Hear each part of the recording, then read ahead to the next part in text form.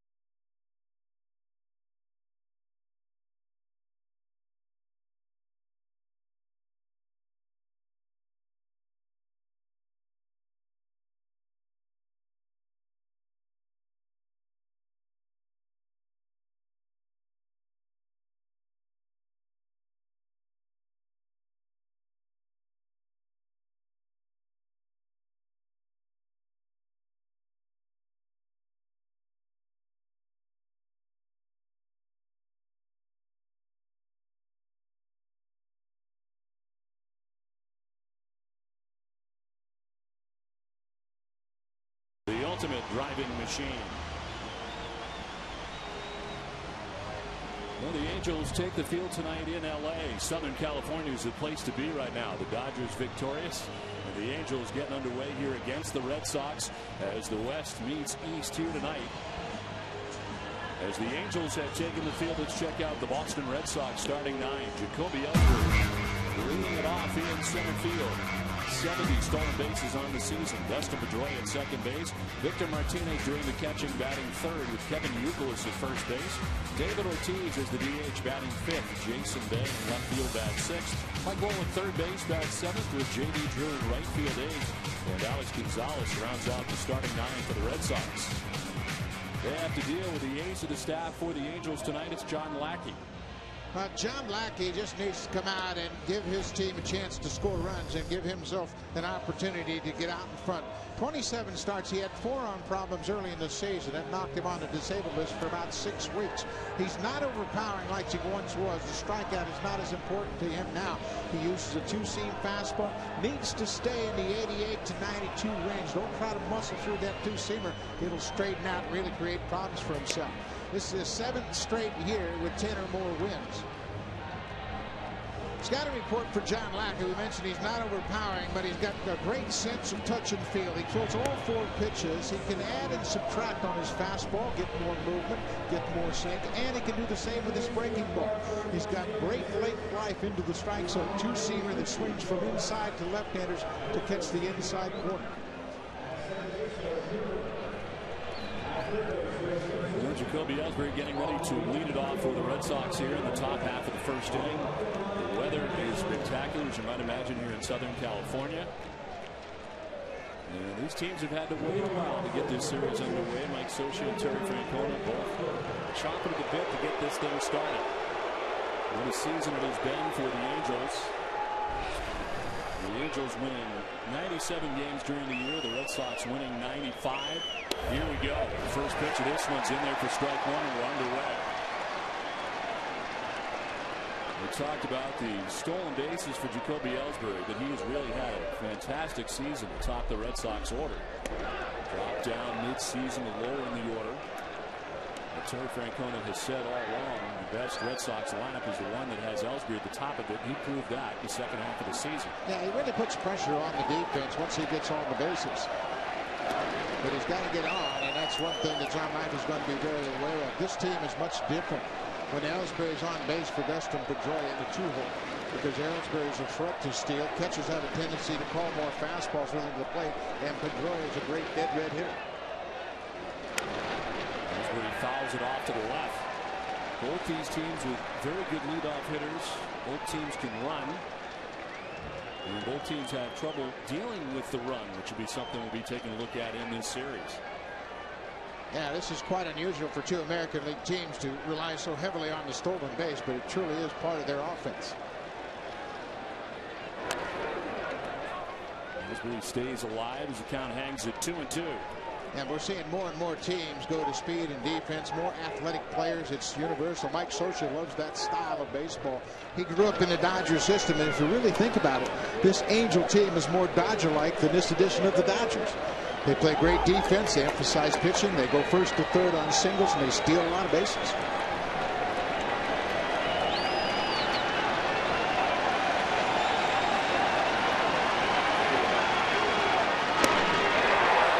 Outside for ball 3, and it's a full count to Ellsbury. That's the touch and feel that Lackey has so effectively. Just trying to back that breaking ball on the outside corner. Good low target by Mathis, and just went around the corner.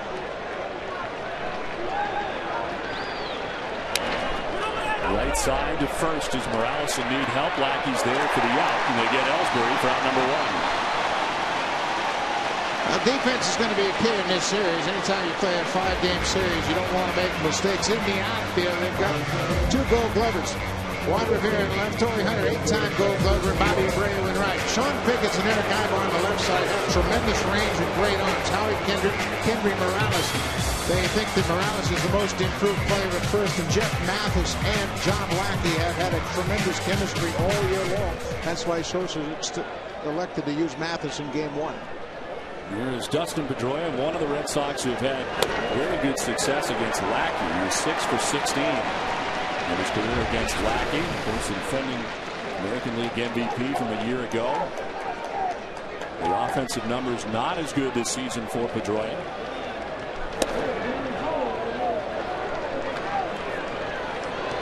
Punching off the top for John Lackey, 14 career starts against the Red Sox, only 3 victories.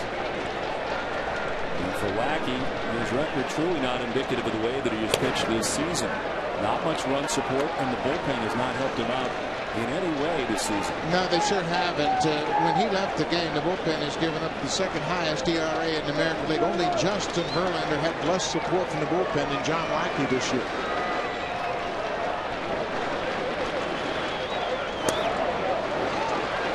Pedroia had 3-1. The Red Sox, like the Angels, very patient at the plate.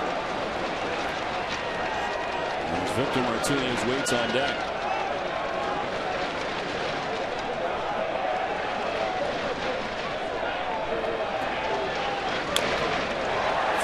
The dish, full count. Well, one thing about Dustin Pedroia you're going to see throughout this series, he swings. He loves to hit the fastball. He's very aggressive. He's always going to be thinking about getting out in front.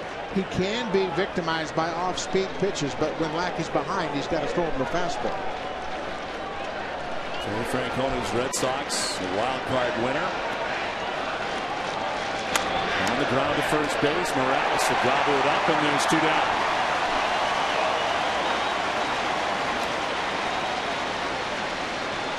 MLB postseason en Espanol. Live MLB postseason Spanish language feed available via SAP. 2 outs here in the first inning. Kenny Morales has already been busy at first base for the Angels. And brings up Victor Martinez, one of the key acquisitions for the Red Sox, no doubt about it. We look back to the 2004 edition of the Red Sox, and they made some key moves at the trade deadline to get them to the World Series and eventually win it. The Red Sox feel they've done it again with some key acquisitions here at the trade deadline, and this guy is at the top of that list. But it sure is, and it's probably the most surprising acquisition when you think about Jason Varitek was the captain and the catcher, but now Victor Martinez appears to be the catcher in this series.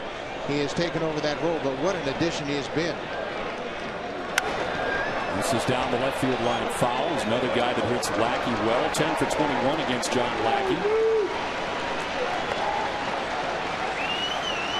When you think about the matchup, Lackey works down in the zone an awful lot with that 2-seam fastball and breaking balls, and that's right into the strength of Victor Martinez. But you don't want to shy away from your strength, even though it might play into the hitter's strength. An 0-2 from Lackey. Straightens up Martinez, and it's 1-2. The Angels were concerned about the way their season was going to start, with some injuries to the starting rotation. Lackey beginning the year in the DL, he's turned 4 on. He'll make his Angels debut until May 16th.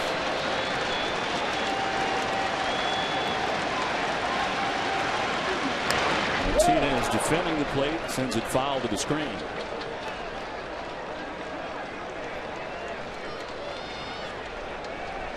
11-8 during the regular season this year for Lackey. Over the last 2 years, 23-13.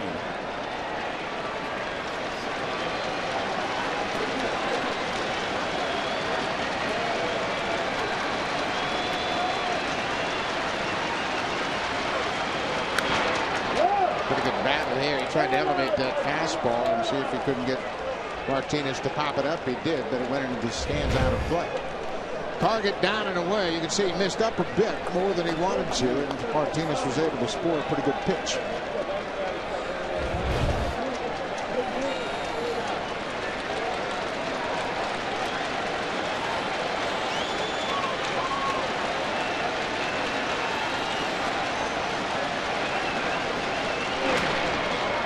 Two now to Martinez.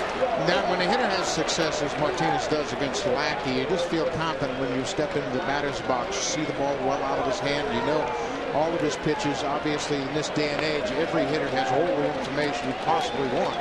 But then when you have success like he has, you really feel comfortable that you're going to pick up the ball and he doesn't have anything to beat you with. On the ground foul outside of first, and we'll do it again. We count of 2-2. And the flip side of that is for John Lackey to figure out what in the world can I do to get this guy to swing and miss. He's been on a breaking ball. He's covered the outside fastball. In this situation with 2 strikes, I'd like to see him come inside with a 2-seam fastball, try to push him off the plate. Mike Butcher, the pitching coach, is always trying to encourage his pitchers to use that 2-seam fastball aggressively with 2 strikes.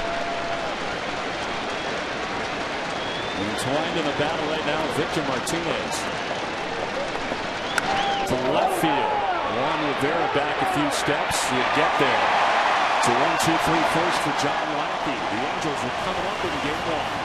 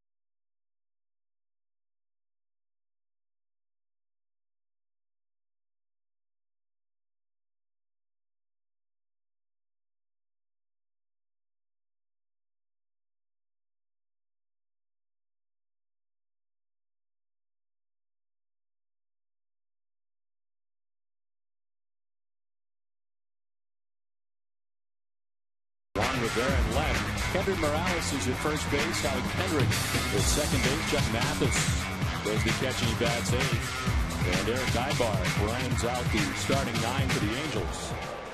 On the mound tonight for the Red Sox, the left-hander John Lester. 25-year-old John Lester has really come into his own. Made 32 starts this season. Look at the base on balls to strikeout ratio. Great command. A lot of those strikeouts are right-handed hitters. We mentioned that he punched out 160 right-handed batters. That's the most in the American League. Right-handed, left-handed. It didn't make any difference to John Lester.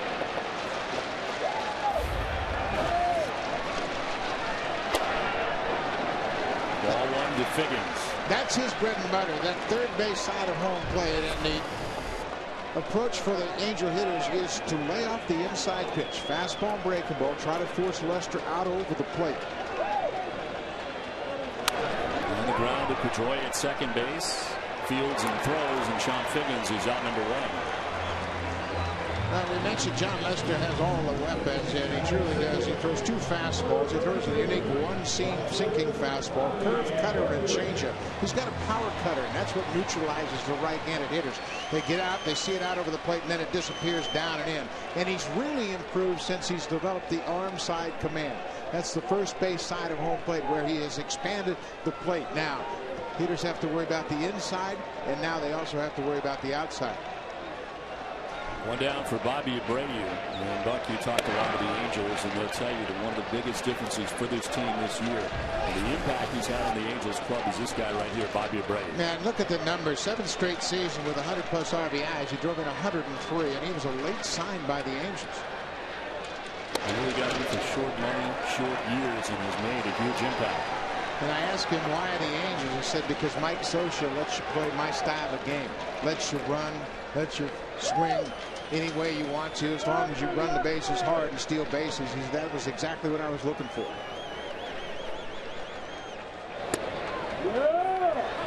He's had a dramatic impact on the Angels in their approach at the plate. They've improved their pitches per at bat. They've improved their on base percentage by 20 points. And some of the younger hitters just marvel at the way Bray was so confident taking so many strikes. It appears too that he's had quite an impact on this guy, Sean Figgins.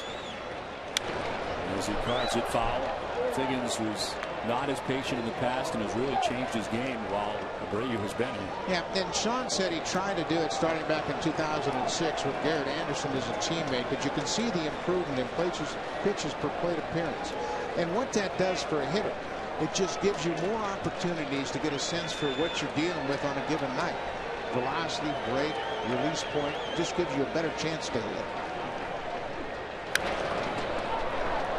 So many times you just think about, well, you got to increase your on-base percentage. You got to increase your pitches per bat. Well, what does it mean? Well, it means you're going to see more pitches and have a better sense for movement and velocity and location. The Angels this season, the lineup top to bottom very good. They hit at .285 as a club during the regular season. That's tops in the American League.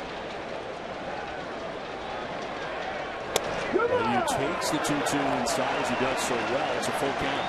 And he has a terrific eye. And, you know, John Lester racks up a lot of strikeouts because he could work both sides of the plate. But if you make him throw a lot of strikes, you've got a better chance to pick up the ball out of his hand. But he truly will throw any pitch in any count.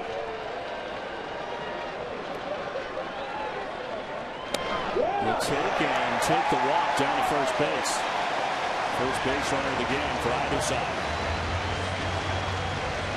Well, Boston has great defense behind John Lester. Bay, Ellsbury, and Drew in the outfield. Two All-Stars flanked by a young superstar developing. Mike Lowell, Alex Gonzalez-Pedroia, and Euclid. The only surprise there is that Alex Gonzalez doesn't have a Gold Glove. And Victor Martinez, three-time All-Star. He made 31 starts for the Red Sox behind the plate, and he's caught every starter in this rotation at least 2 times. A walk for Bobby Abreu. One out in the inning, Torrey Hunter. Swing to that first pitch. 96 in the fastball from Lester and by him. And Torrey told me before the game he was going to try to cut his swing down. Didn't look like he accomplished that. Yeah, he changed his approach for the postseason, according to Torrey Hunter. A little different. Yeah, he said he wanted to be short and quick to the ball, and he got a little excited and chased that high fastball. Sometimes a pregame plan can take on a new look when you get into a postseason game. It takes this time, and it's 1-1. Now, Abreu at first base was a threat to steal. Again, he had 30 steals, and he's sizing up John Lester. Lester has 6 pickoffs, but it's a little bit deceiving in that he doesn't have a terrific move. A lot of runners just go on first movement, and they'll get caught from time to time.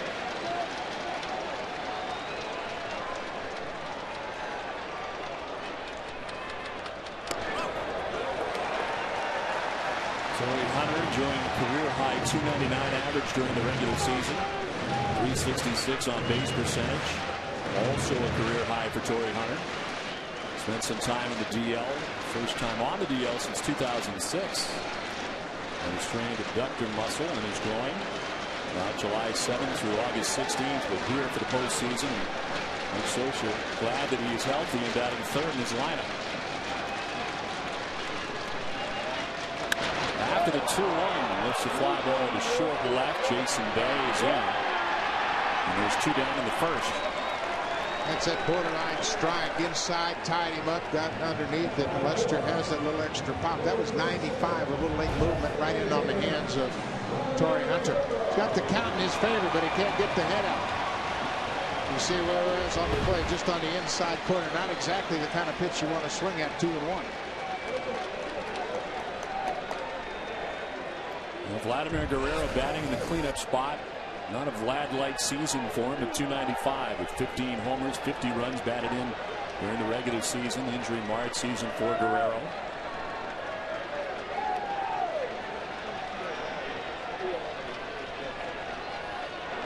One of the game's most freer swingers. There's nothing he doesn't think he can get to.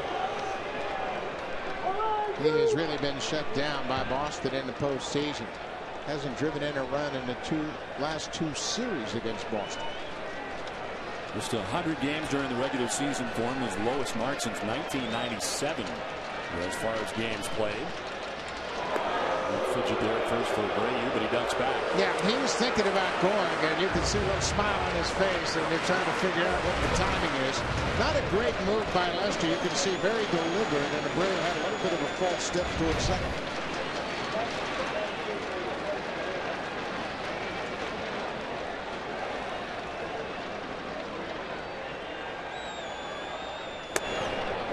Takes ball one away. Well, that's the first. He took the ball. Don't get used to it. He looked pretty hittable right there. And I tell you, there's truly no weakness in his approach. You can't scout him. There's just no way to scout him. He swings literally from the top of his shoes to the bill of his cap. There goes Abreu on the 1-0. It's called foul off to the right by Guerrero. Well, Abreu had a great job. He had that stolen base easy. And obviously Guerrero, not very patient, not real selective, just fouled out of play. Look at the jump at first base. Not a great lead, but Abreu gets a good first step. He had that bag stolen and just peeks over his shoulder when he hears the crack of the bat. The ball's out of play. Talk about all the injuries for Vladimir Guerrero, missing time with a calf strain, lower left hamstring, torn chest muscle.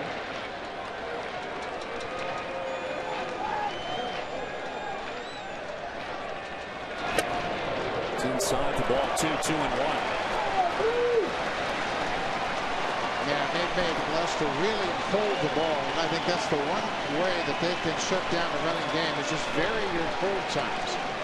Come set, unload in a hurry, then hold the ball, make Abreu wait. Abreu can still run 30 stolen bases during the regular season as he gains his lead again at first.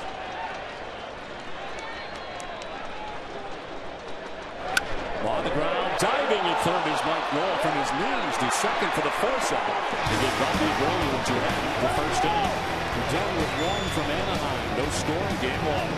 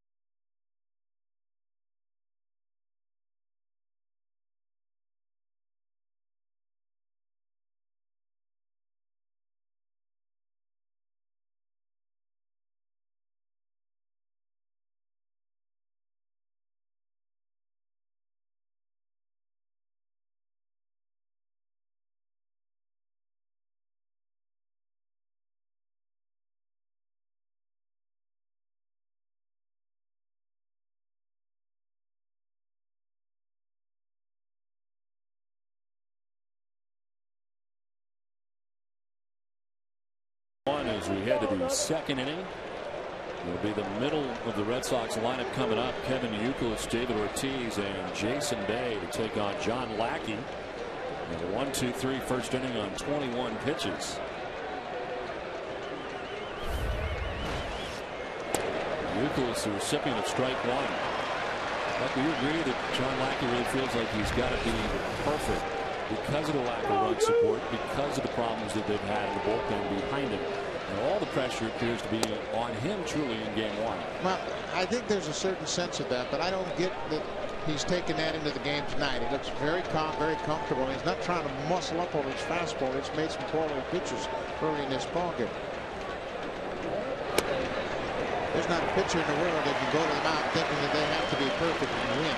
It's just too tough to pitch that way, and it's tough to go through a game and be perfect. You're going to make some mistakes. But he's got to control the counts and stay away from those hitter counts with this very patient Red Sox lineup. So she talking before the game about how well that he has worked with Jeff Mathis. Thus Mathis getting the start tonight in game one with Lackey. Yeah, nobody holds catchers to a higher standard than Mike Scioscia. He was a terrific catcher in his playing days, and he came up in an organization in the Dodgers system where he had John Roseborough, Roy Campanella, and Del Crandall as his mentors. Youkilis to right. Abreu coming in a couple steps, and he puts it away. Mark Fine is the third member of our broadcast team. Mark. Yeah, thanks, Don. You know, as many fans know, the Angels are playing with heavy hearts. Teammate Nick Adenhart killed in a car crash after pitching in just the second game of the season. I talked to a number of the guys about it. The pain's still very real, very raw, and they've tried to maintain Nick as a member of the team. A number of players go out and touch his picture on the center field wall before the start of games. They hang his jersey in the dugout. Kevin Jebsen, a reliever, said, you know, the way they dealt with it was they had two choices. They could just play out the season and not really be concerned about wins and losses, and nobody really would have blamed them if they did, or they could play with a purpose they knew Nick would want them to play with. They chose the latter. The tragedy is still a very big part of who this team is. Guys? No doubt, Mark. Thank you very much. Just 22 years of age. Tragically killed in a car accident back on April the 8th. You mentioned Kevin Jebsen. He was Adenhart's teammate in Rancho Cucamonga and in Salt Lake City. He had the honor of bringing the jersey out from the clubhouse into the dugout for the majority of the season. And that's where it will stay. Yeah, and it's obviously something that young athletes, young people in general, don't have to deal with all that often.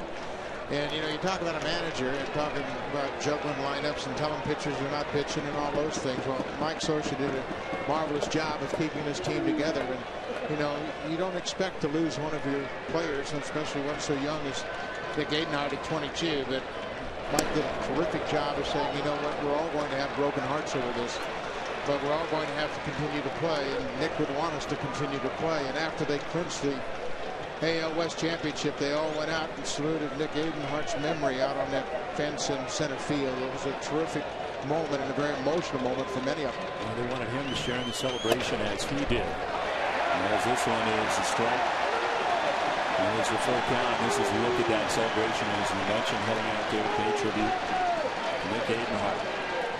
Pretty special moment, and athletes are often criticized for not being too emotional, but you can see an awful lot of emotion out there when they clinch that pennant. And they voted to give his family a full share as well. The team voting to do that about a week ago. He's thrown 6 scoreless innings, allowed 7 hits, struck out 5 and a no decision against the A's in his lone start of the season. On the mind of every one of his teammates. Ortiz to first, and Morales handles yet another 2 down in the inning.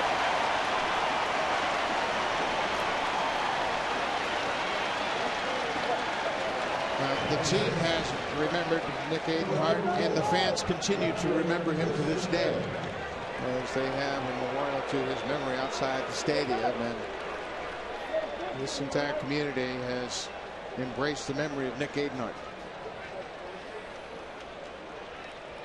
It has been there since the first morning after his death and continues to stay here at Angel Stadium.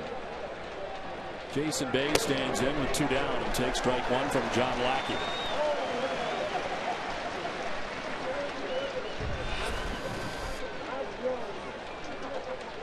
36 home runs, 119 runs batted in for Bay on the season. Many wondered, as Jason Bay did his work in Pittsburgh prior to coming to the Red Sox last year, if on the big stage of Boston then his game would transcend, and would he be able to be the same type player? Well, he's taken it to a new level. On the ground at third, Figgins to his left. Lackey's got another 1-2-3 inning. Inning and a half done from Angel Stadium. They'll score in game one.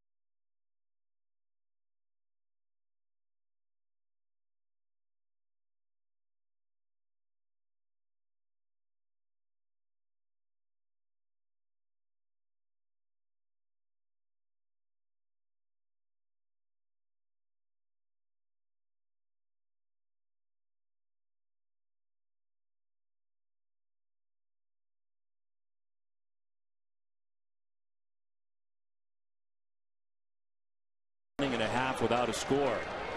The Angels getting their second look here. John Lester, Juan Rivera, Kendry Morales, Howie Kendrick here in the second inning. Very quietly, very solid season for Juan Rivera, to the tune of 25 home runs, 88 runs batted in. All the stars around him, he doesn't always get the pub that he probably should.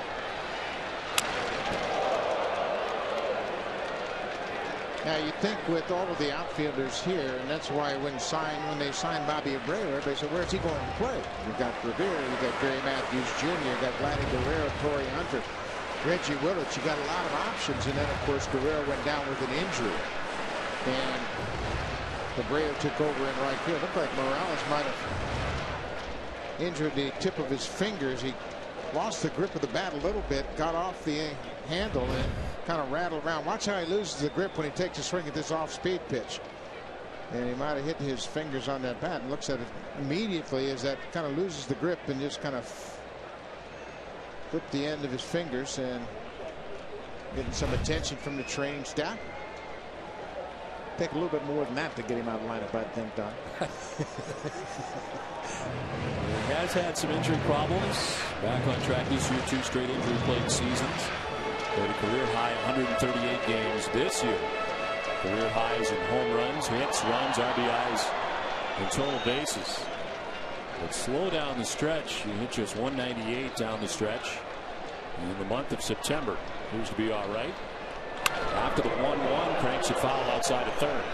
Again, you see Rivera here chase that ball inside. It's a borderline ball. It's off the plate, but it looks so inviting. And that's what Mickey Hatcher, the hitting coach, is trying to encourage his hitters to lay off that pitch. And Rivera's thinking, man, I hit that one good. Well, it was a ball, and Hatcher's trying to convince his hitters to lay off of that and just try to force Lester a little more out over the plate. But the thing about Lester that makes him so effective is he can throw the fastball inside, the cutter inside, the curveball inside, and then go to the other side of the plate with a sinking fastball, a changeup, and go backdoor with his curveball.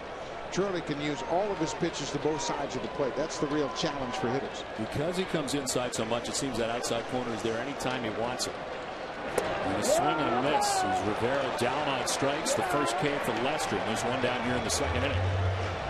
Yeah, and this is the cut fastball, and he has the ability to throw it toward that back foot. You can see it's a ball off the plate, but with 2 strikes, you don't pick up the spin on it, and you can't really detect it. There's the grip on the cut. Gives you a good idea. He throws it almost like a football and uses that fastball grip, stays on top of the ball, and cuts it down and into Rivera. One down here in the second inning for Kendry Morales.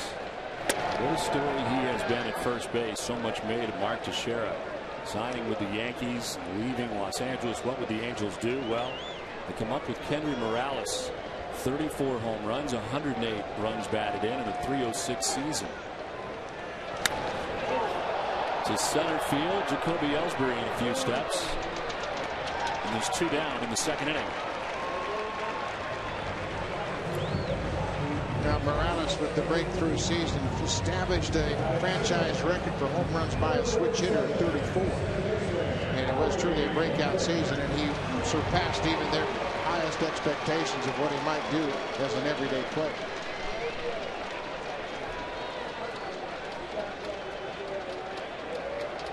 Two down for Howie Kendrick. Last week of the season, he was battling a staph infection, but is okay. And on the playoff roster in the starting lineup tonight for Mike Scioscia.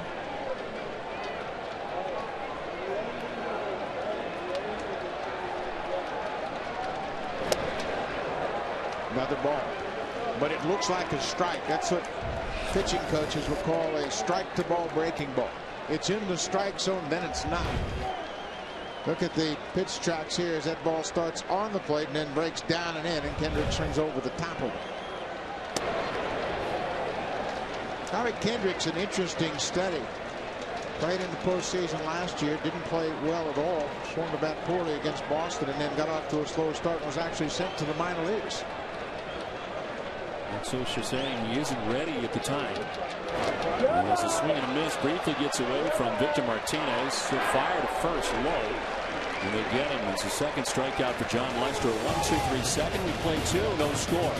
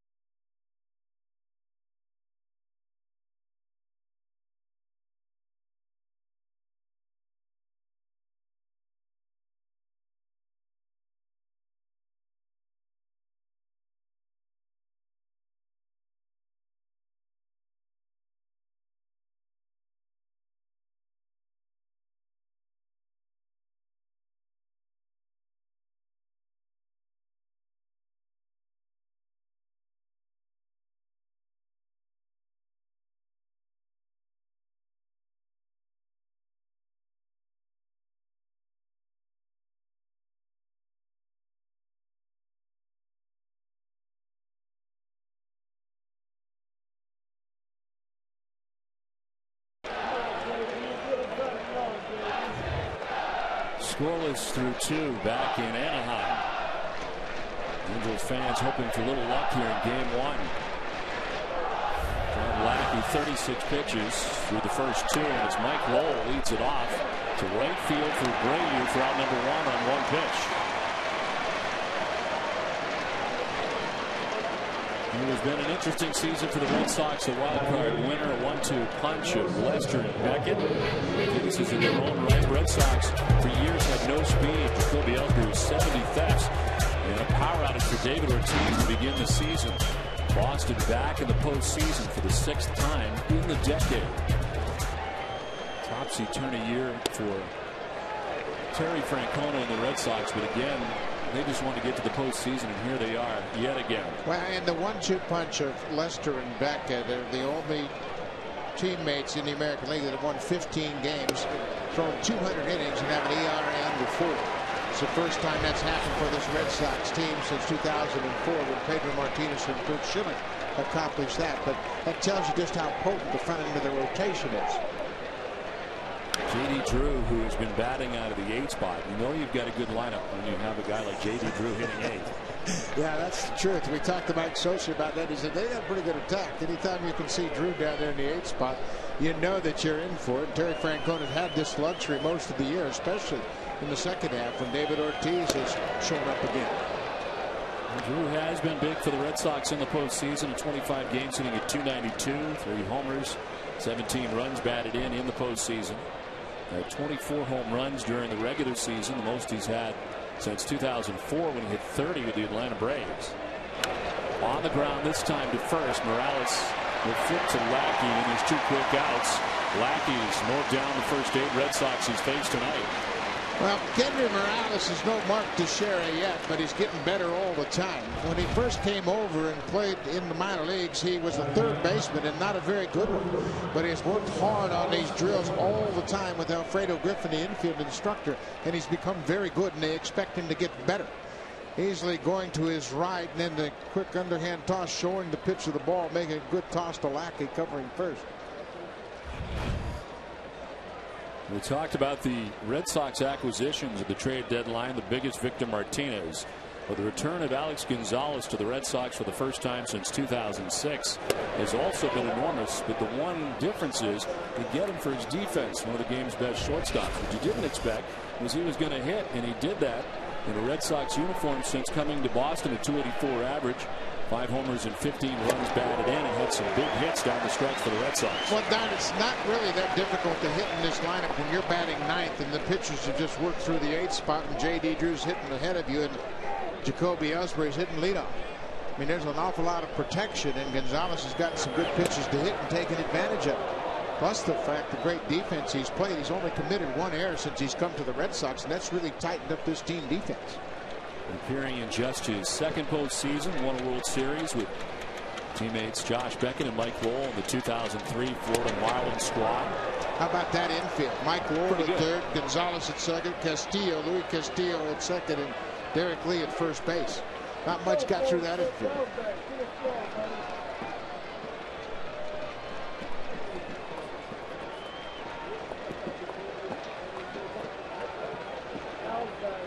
Swings at the 3-1 into left center field for a base hit. First base runner of the night for the Red Sox. Lackey had retired 8 in a row, but Alex Gonzalez with a 2-out single here in the 3rd. It sounded like he got jammed a bit with it, but he puts it in play, and take a look at it. Not off the end of the bat, actually. But he got enough of it to drive it in front of Torrey Hunter to keep the inning alive.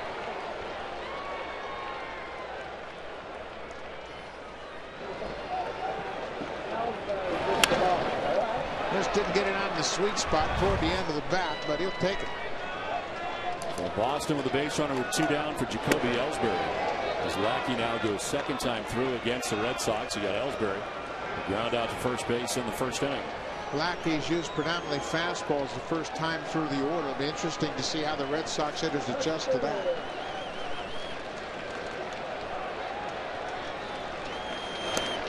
There's a breaking ball that misses. One thing Lackey has done early in this game, because he's thrown so many strikes, is he's forced the Red Sox hitters to swing early in the count. That's something they don't traditionally do. They're one of the best teams at making the pitcher throw a lot of pitches during an at-bat. Ellsbury taking on the 2-0, and he takes strike one, 2-1. 50 pitches for Lackey through 2 2/3 innings. Always the threat of a bunt when you're talking about Jacoby Ellsbury. Sean Figgins well aware of that. Stands astride in on the infield grass at third. Ellsbury back to Lackey, who spears it. Nice play. Flips to first. It ends the top of the third inning. Good for 2.5 in Southern California. No score in game one.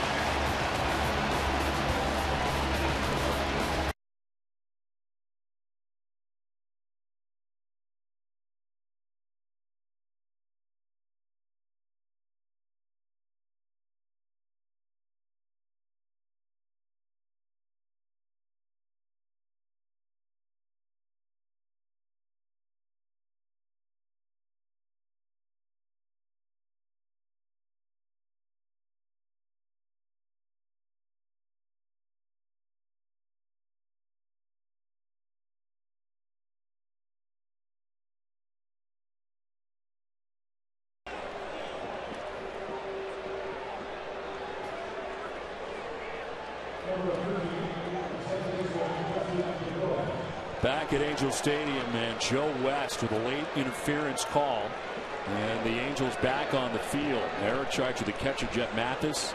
Interference, and the Red Sox continue with runners at first and second. How about that? Yeah, Mathis just got his glove a little too far out front, clipped the bat of Jacoby Ellsbury. Team's headed off the field. Joe West gets him back on the field. And it's strike one to Dustin Pedroia.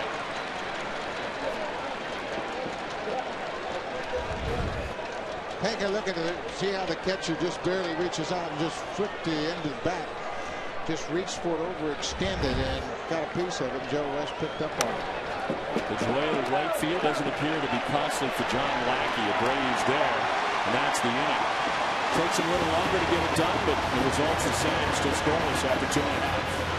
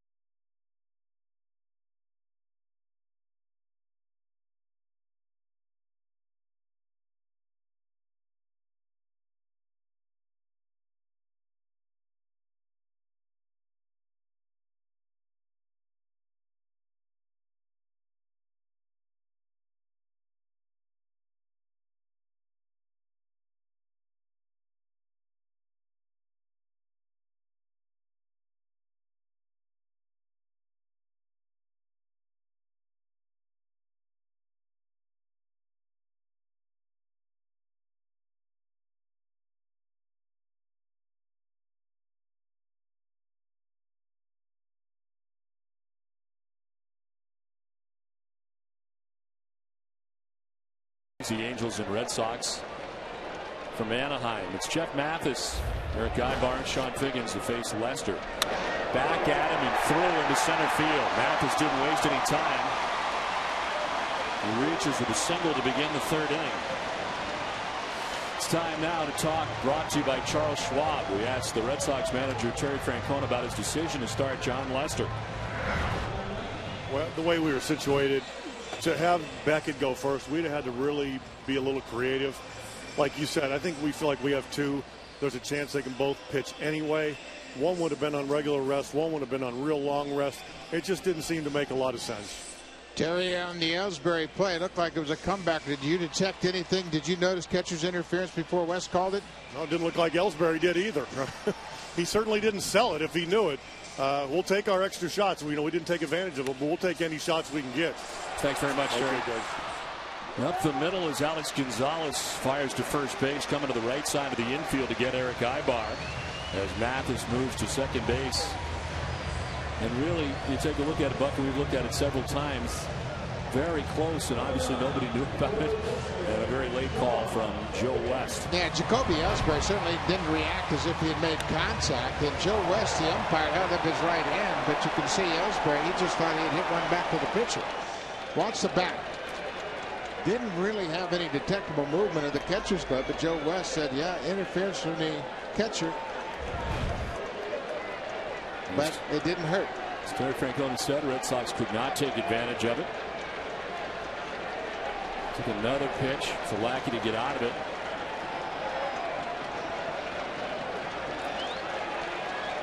Jeff Mathis at second base for the Angels. Sean Figgins with his second look at John Lester. Figgins grounded out his first time up. Excuse me, now the Angels were the best in the major leagues in hitting with runners in scoring position, and the one thing that they can do is they can cash in. This is the American League leaders in runners in scoring position. Sean Figgins at 333. Joe Mauer, top of the league at 367. Kevin Youkilis and Jason Bay, two Red Sox, two Angels, top five. That was part of the language of the game, brought to you by Foster's. Tonight talking RISP. For those unfamiliar with RISP, or runners in scoring position, refers to batter's batting average with runners on second or third or both. And a chance here for the Angels in this very situation. Jeff Mathis in scoring position at second base, one down.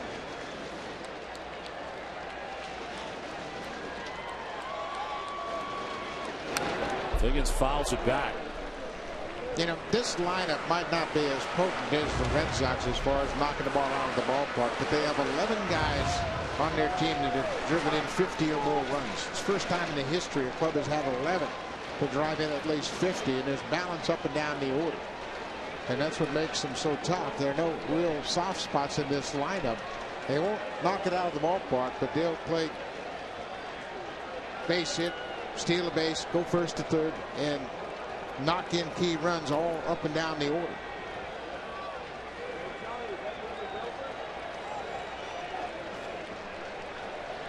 Only team in the history to have 11 players with 50 or more RBIs. The Angels this year, well-balanced lineup, guys up and down the order doing the job driving in runs.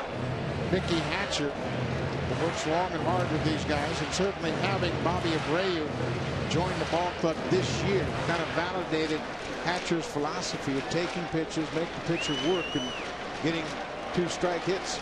It's almost like Mickey Hatcher has had another coach and a staff this year. And it certainly is stronger when it comes from a teammate.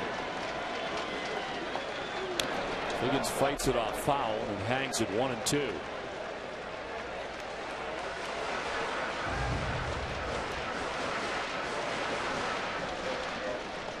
Figgins has had a tough time in the postseason from 04 through 07, hitting at 154 in the postseason in 16 games. Turned the corner a little bit last year, 333 in the 08 playoffs.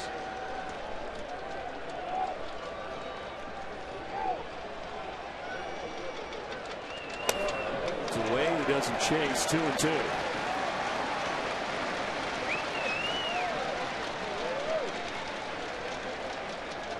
He might not give in to Figgins here in this situation, even though it's Bobby Abreu on deck. Abreu is a left-handed hitter.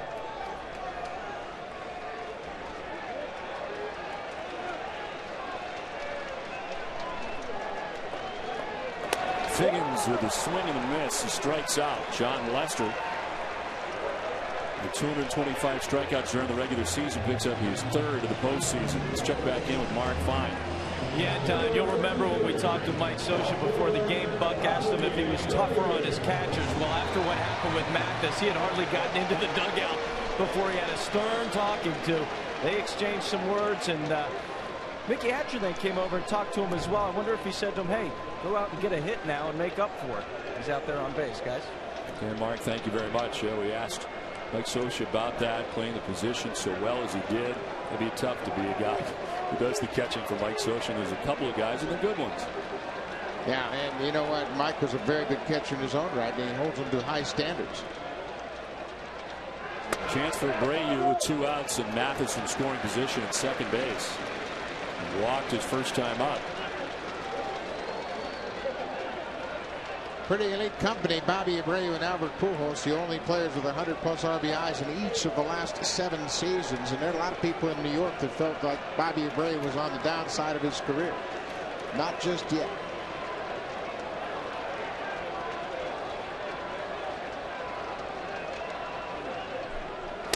Swing and a miss. You think about it, the Yankees were not alone in that regard. He was available to anybody during the offseason.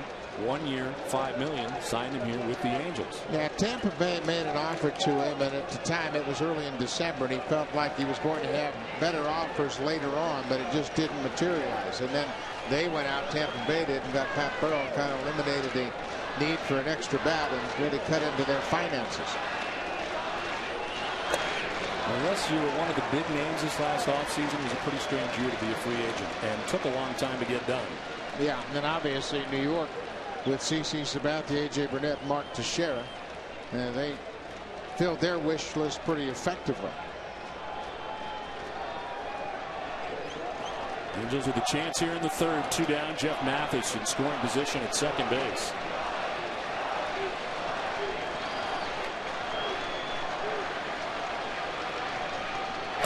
Abreu takes, and it's 3-1.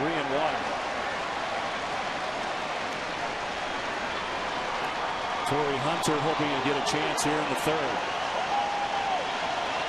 Well, you don't get many opportunities against the elite pitchers in the league, and John Lester is among the elite. He might give you a sniff here and there, but boy, if he gets deeper into the ballgame, he is really tough.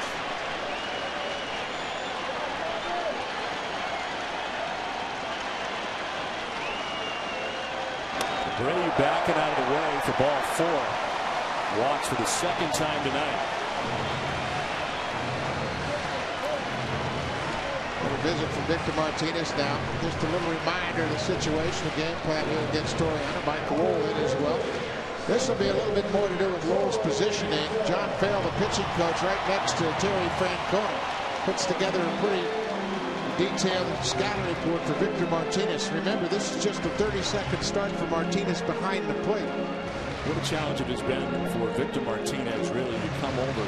Yes, you caught in the American League, but you're learning a whole new pitching staff.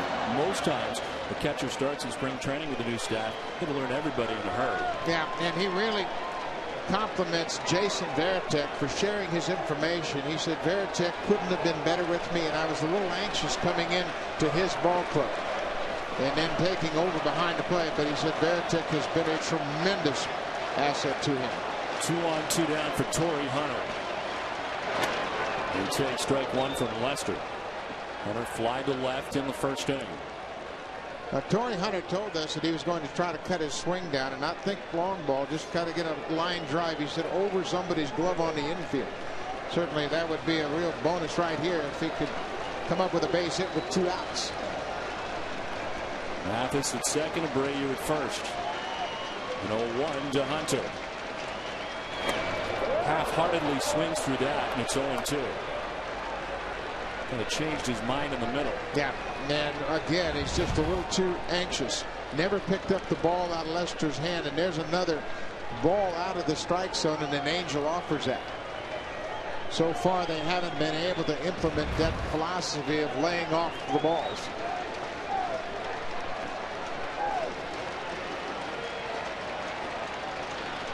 Hunter after the 0-2 and chops it foul outside first. Well, that was an emergency swing if I ever saw one. Lester going away, and that's the arm side fastball. When you get that down and then cut it and then throw this fastball, look at the emergency swing. That ball was back over the plate when Hunter just spoiled a good pitch. Torii Hunter has been a Red Sox killer over the years. .332 average against Boston.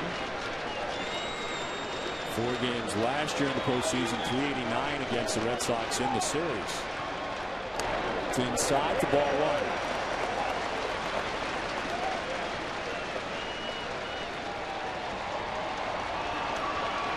Pretty good postseason average for Torii Hunter in a lot of games. Some of those, of course, coming with the Minnesota Twins, and that's where he ran into Paul Molitor, the Hall of Famer, that suggests to try to be short and quick in the postseason because the adrenaline and the excitement will cause you to get long.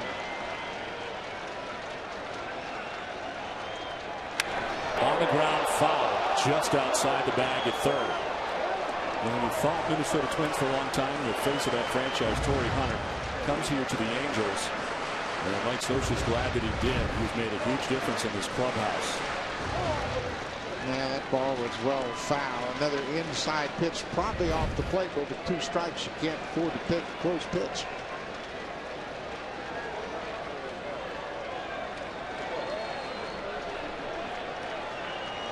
Two on, 2 down here in the third for the Angels.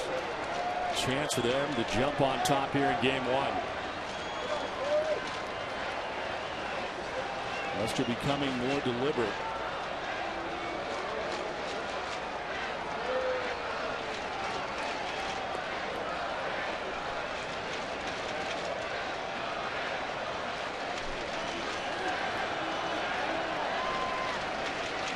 Down and in, and it's 2-2. Lester was ahead 0-2. Hunter's fouled off a few, taken a few, and it's 2-2. Vladimir Guerrero waiting on deck.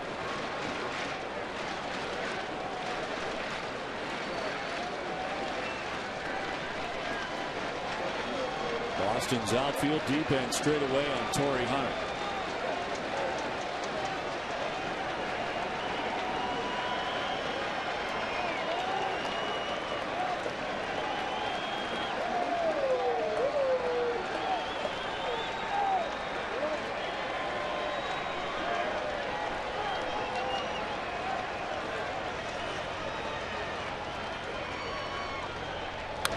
Fouls it back, and it hangs at 2-2. A pretty good battle now after Torii Hunter was very anxious in the first 2 pitches of this at bat, chased a couple of bad pitches. Mike Scioscia knows that his team has not given John Lackey much run support in his postseason matchups against the Red Sox. They'd love to be able to give Lackey a little bit of room to work with him. John Lester's had to throw 20 pitches in the inning. He's shaken off Victor Martinez quite a bit in this sequence against Torii Hunter. He's ready now, the 2-2. Framed by Martinez. It's ball 3. Lester took a step towards the dugout, but gets the bad news from Joe West. But the reaction suggests he thought it was a strike down and away. Take a look at the pitch tracks. Boy, it shows it might have been. Lester 1 step toward the dugout and then asked for the ball.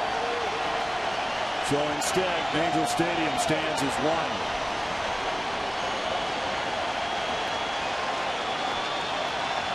Runners will be off with 2 down and a full count as Lester peers in again.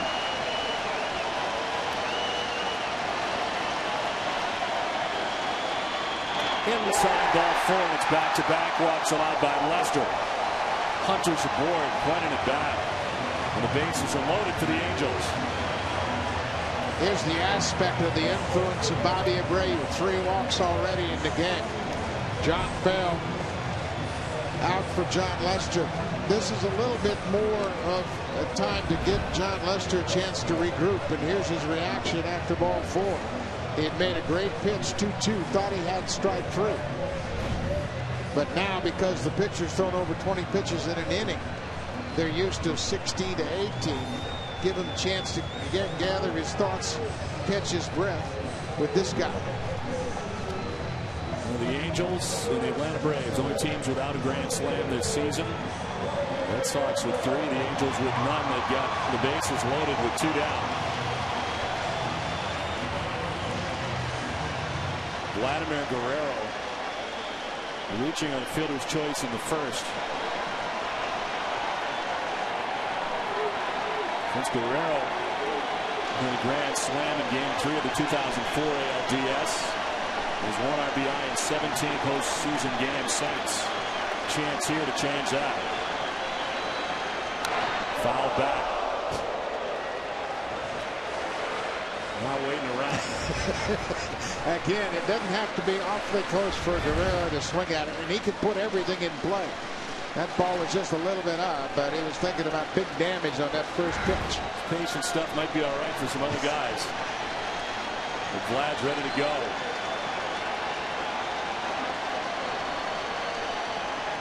Attacking it, the second pitch and fouling it off. He's down 0-2.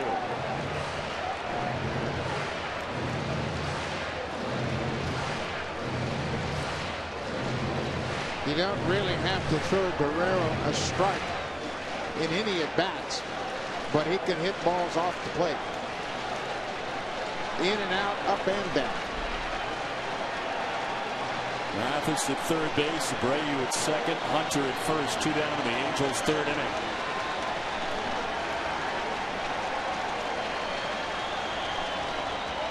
Guerrero strikes out. John Lester with a big strikeout, his 4th, and the Angels leave him loaded. We played 3, still no score.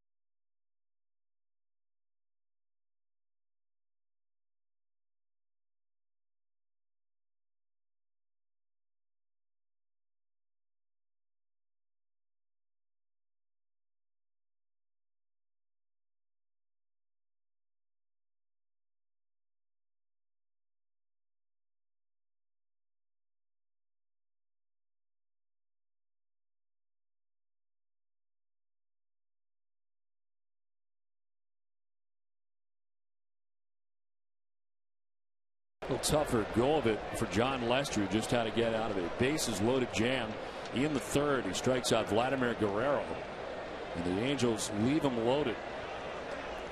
Lester felt like he struck out Torrey Hunter on a 2-2 fastball down and away, but made a great pitch to Guerrero, that high fastball, and Guerrero chased it. So it's Victor Martinez who gets it started here in the 4th inning.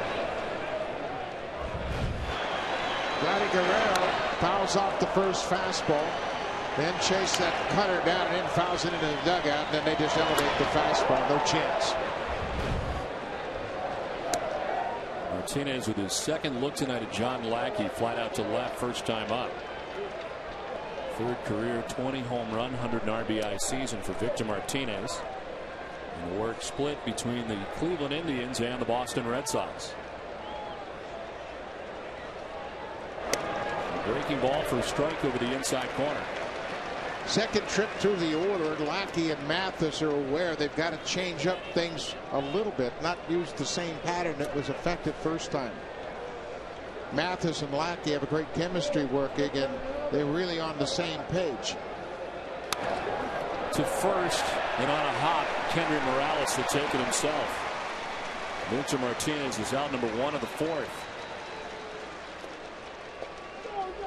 It's time to talk, brought to you by Charles Schwab. We had the chance to talk to the pitching coach for the Angels, Mike Butcher, and we asked him about the season for John Lackey. You know, he just obviously started the year out on the DL.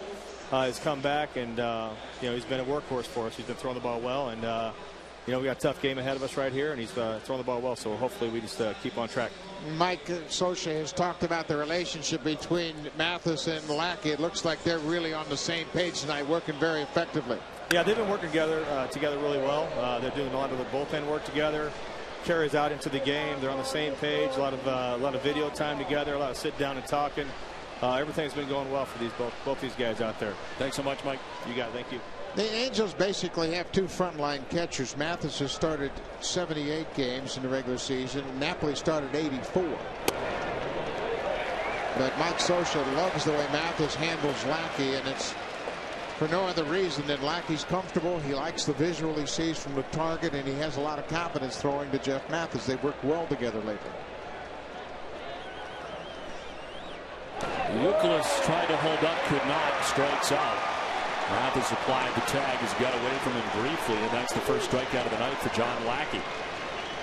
Again, a little different pattern against Youkilis in his second at bat than he saw in the first at bat, and that's the importance of a starting pitcher understanding that you have to have 2 or 3 game plans during the course of your outing. Youkilis chased the breaking ball, fooled badly by it, and Mathis blocked it and applies the tag. So 2 down, and it takes us to David Ortiz, who grounded out to first base in the second inning. The Angels into the shift on David Ortiz. They replace the second baseman, Howie Kendrick, 3 strides on the outfield grass. It's pretty universal around the American League, the way the infield, there's 3 infielders on the right side of the diamond. The third baseman, Sean Figgins, basically straight away at shortstop. Difference is they leave the outfield about straight away. That too is pretty universal. Only Joe Madden got creative against David Ortiz when he used 4 outfielders and a 3 infield defense. That happened at Fenway Park. But this is a traditional defensive alignment for Ortiz. Straight away in the outfield, pull on the infield. Ortiz takes ball 2, and it's 2-1.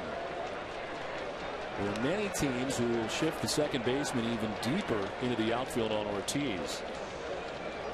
Kendrick about 3 strides on the outfield grass.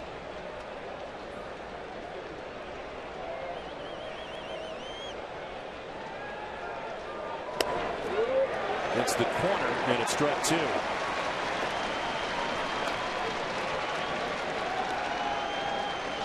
Bit of panic in Red Sox Nation to begin the year, and David Ortiz with a serious power outage.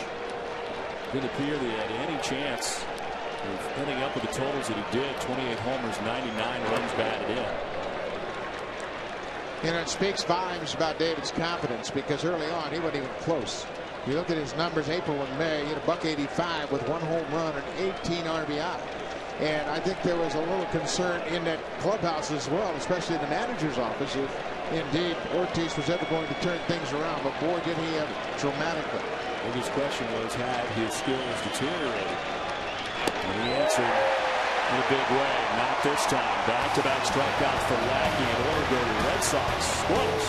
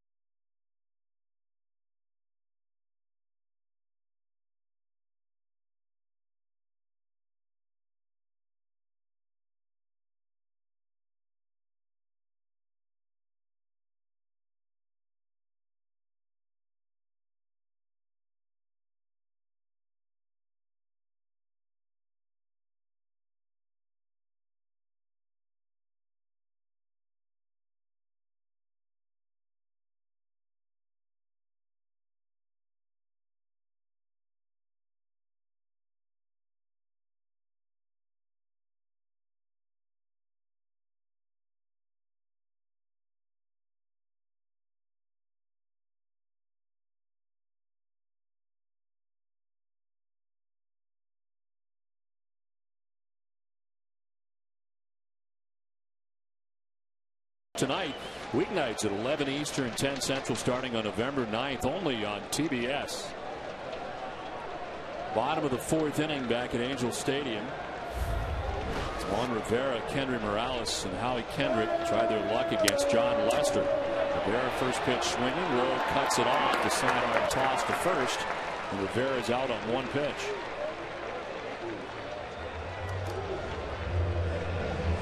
Lester getting out of the bases loaded jam in the 3rd inning. Walking 2 in that inning to add to his own problems. Yeah, the Angels done a pretty good job of showing patience against John Lester to work for those 3 walks. And obviously the one was a disputed ball. He thought he struck out Torrey Hunter on the 2-2 pitch and eventually walked him. Kendry Morales standing in to take strike 1. Flied out to center field in the 2nd inning. Morales against left-handers at 296. And for the 34 home runs off left-handers. Fouls this one off himself. Morales is a natural right-handed hitter. He began switch hitting when he was a 12-year-old in Cuba. But he hasn't seen an awful lot of left-handers till he got to the big leagues. In the minor leagues, you don't see left-handers an awful lot simply because there aren't that many of them. So his at-bats were down, and because of that, he never really got the comfort and feel he has from the left side of the plate. Now you get to the big leagues and you see left-handers quite frequently. As a matter of fact, the Angels had a 37-17 record against left-handers, but most hitters will tell you John Lester isn't left-handed. His stuff is too nasty.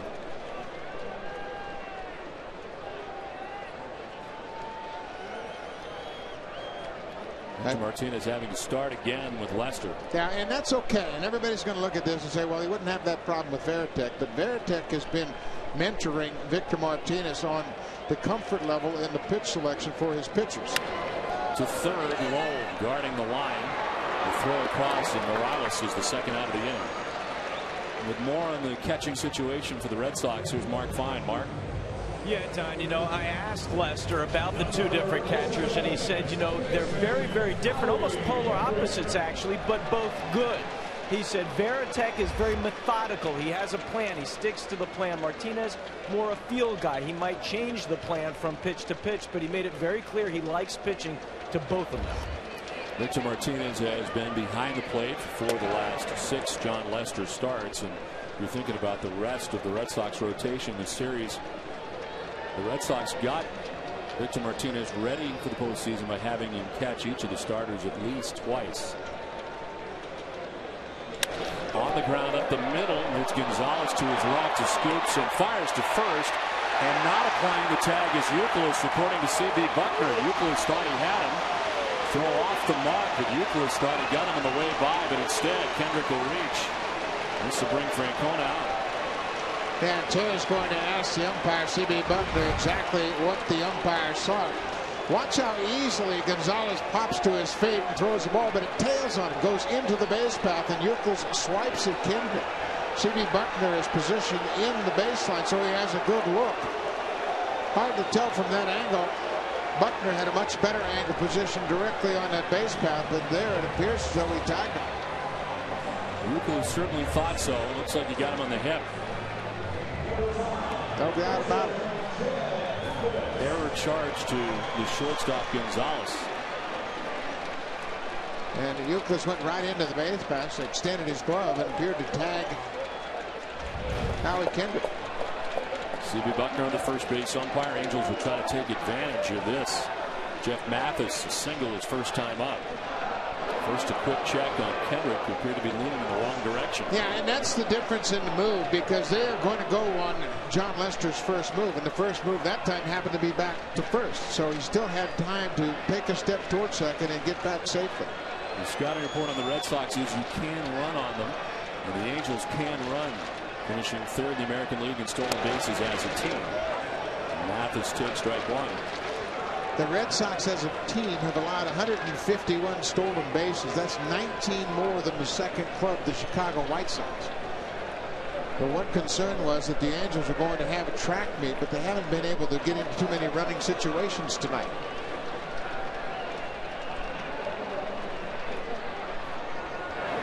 It's down for ball one, 1-1. Mike Scioscia, one of the more aggressive managers in the major leagues. And you can see Kendrick has been very successful, getting some help from Alfredo Griffin, the first base coach.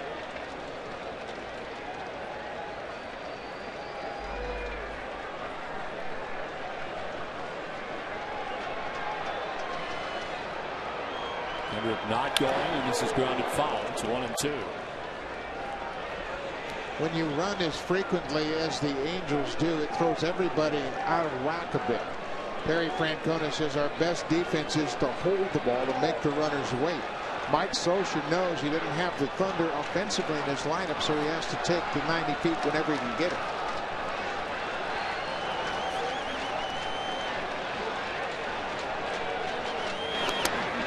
It's up high for ball 2-2. That's one thing Lester doesn't do well, is slide step.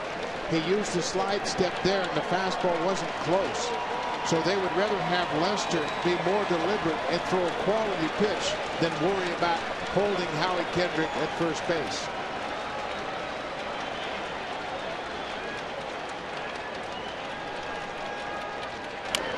Tap foul and do it again, 2-2.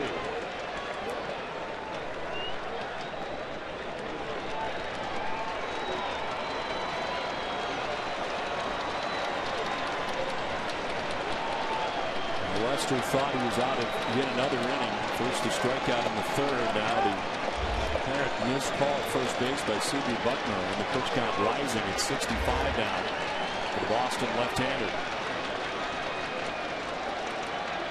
Mathis strikes out. Lester picks up his 5th K with through 4 from Southern Cal without a score in game 1.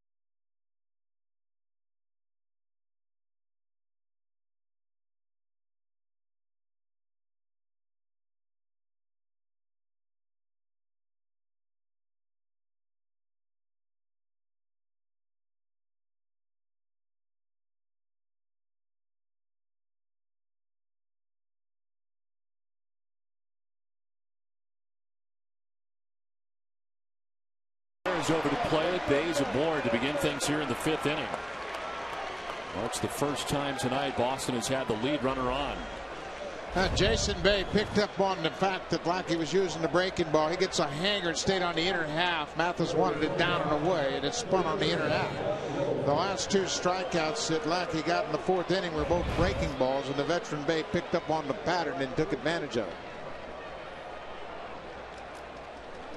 Second Boston hit of the night. Alex Gonzalez had a single in the third. Bay with a single to begin the fifth, and here's Mike Lowell. Lined out to right field, his first time up in the third inning. For John Lackey, it's kind of like, here we go again. As far as the run support goes, last three starts combined 3 runs from his team. Tonight, none. And the Angels have stranded 5 base runners. John Lackey made a great pitch to Vladdy Guerrero. Excuse me, John Lester made a great pitch to Vladdy Guerrero to strand 3 runners in the third inning. Lowell takes the strike, and it's 1-1. 24 double plays grounded into on the regular season for Lowell.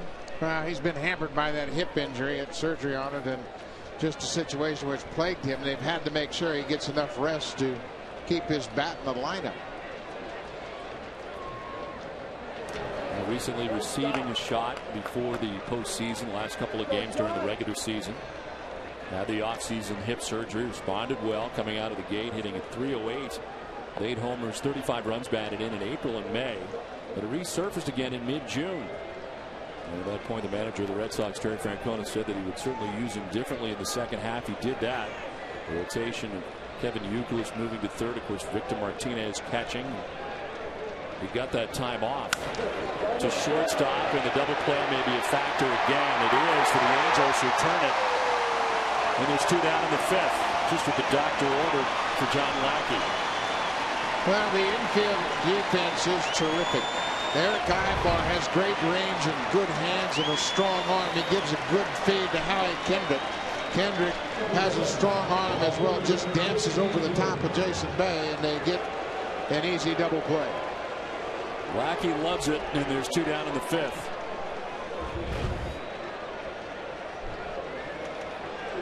J.D. Drew grounded out to first base, first time up.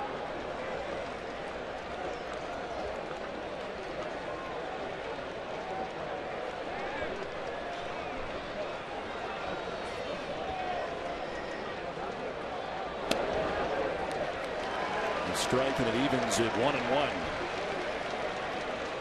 Hitting out of the 8 spot tonight, had 30 at bats in that capacity during the regular season, hitting at .433, 6 homers and 8 runs batted in, hitting down in the order. To center field, Torrey Hunter has it sized up, and he puts it away. We're halfway through game 1. Scoreless from Los Angeles.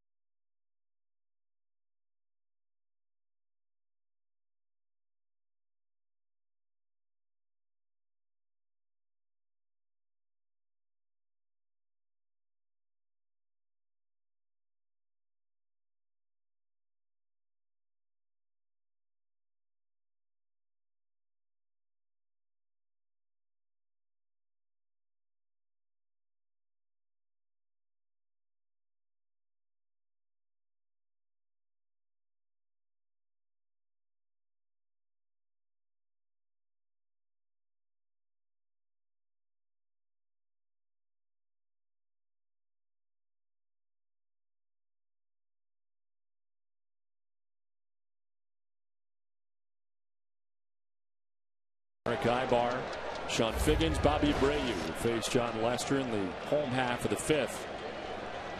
Ibar grounded to short in the third inning in his first look at John Lester. Breakout season for Ibar.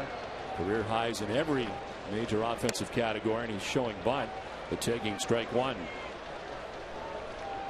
Remember back to game 4 of the ALDS, tied 2-2 in the ninth inning last year.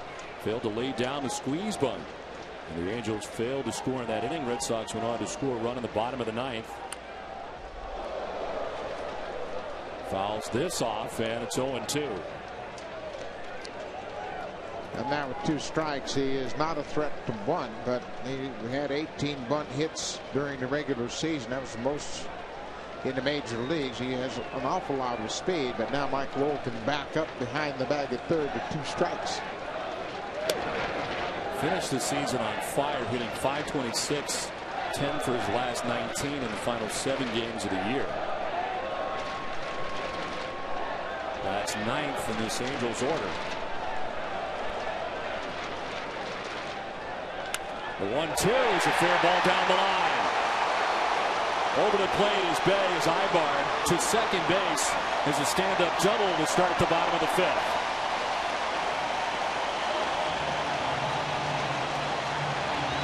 Well, there's an inside pitch that Ibar was able to keep fair. Just inside the bag at third. Lowell well off the line. No chance to make a play on this ball. Clearly fair all the way down the left field corner. Laid out double here in the fifth.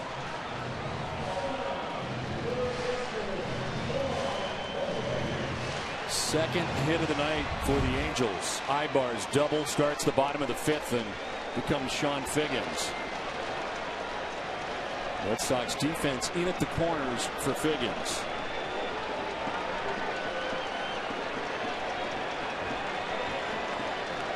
Looking for the bunt. You can see Lowell keeping his eye on the base runner. Figgins squaring. Lester off the mound with one play. It's at first, throws it off the mark, and they just do get Figgins at first. A little fancy footwork by Pedroia covering at first. And Sosa doesn't think so. Well, he's just going to come out and support Sean Figgins, who stopped momentarily to check with C.B. Buckner. But they did a good job. Pedroia got back on the bag as Figgins runs well, gets down the line. Perfect bunt. Lester had but one play, and that's the first.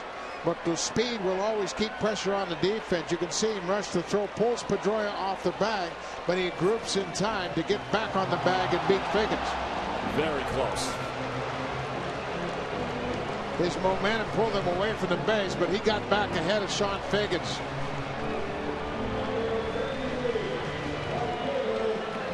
Just executed perfectly. Full out down the line. Trying to help C.B. Buckner home. C.B. says, Sean, I got this one covered. The sacrifice is successful when he gets Ibar to third base and 90 feet away, as the Angels try to strike first here in the fifth. Bobby Abreu has walked twice.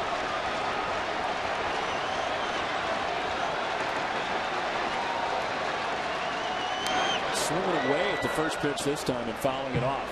Yeah, and you kind of figured that. Victor Martinez had called for an inside pitch, and Abreu walked the first time, taking a lot of pitches, but this time with a chance to drive in a run. Figured he'd get a good pitch to hit from Lester.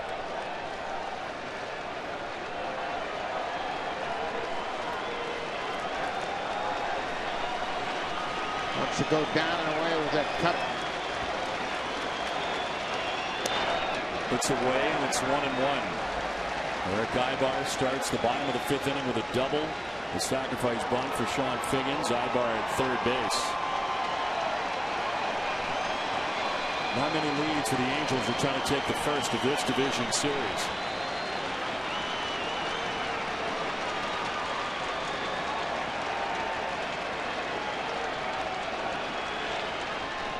Away again, and it's 2-1. Abreu's already walked twice tonight. As far as Major League walks goes, he's second in this decade. Only Barry Bonds has walked more in the decade.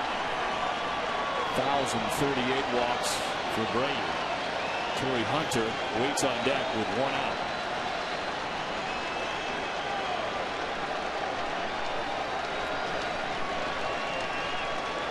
Again, confident that he can deliver in these run-producing situations. Abreu is going to try to outlast John Lester and get a good pitch to drive.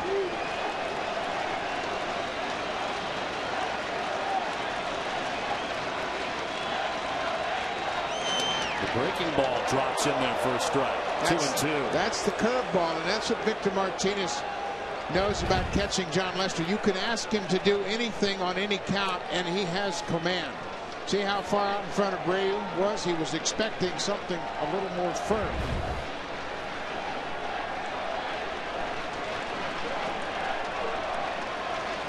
So it's 2-2 with Eric Ibar 90 feet away.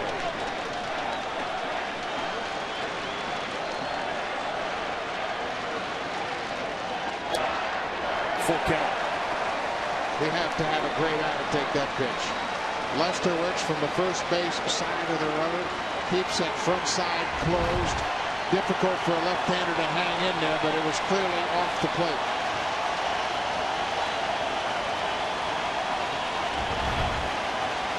Angel Stadium standing as they wait on a 3-2 for Abreu.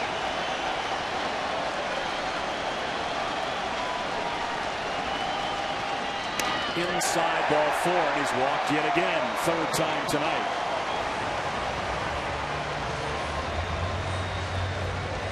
It's the fourth walk overall allowed by John Lester. And they're at the corners now for Los Angeles.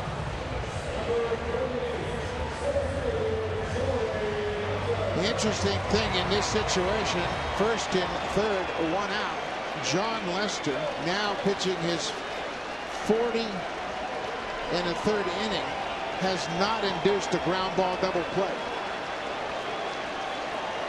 77 pitches to this point in the ballgame. 4 walks, 3 of them to Abreu.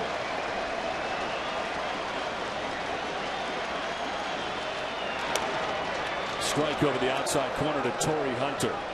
He flied to left and walked in 2 plate appearances against John Lester.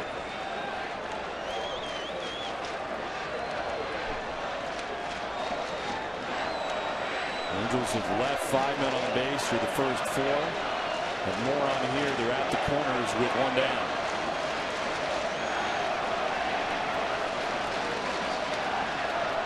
A check on Abreu, darts back to the bag. They had mentioned earlier, Don, how great pitchers, and I categorize John Lester as one of those, gives you maybe 1.5 opportunities in the course of a game to score on him. This is basically the second time the Angels have been in good scoring opportunities, and Lester has shut them down so far. They left the bases loaded in the third. Here comes an 0-1 to Hunter. There goes Abreu at first. Hunter swings away, hits a drive to center. Ellsbury back at the wall. It's gone. 3-run home run for Torrey Hunter. And the Angels strike first. They lead it 3-0 with 1 swing of the bat from Torrey Hunter.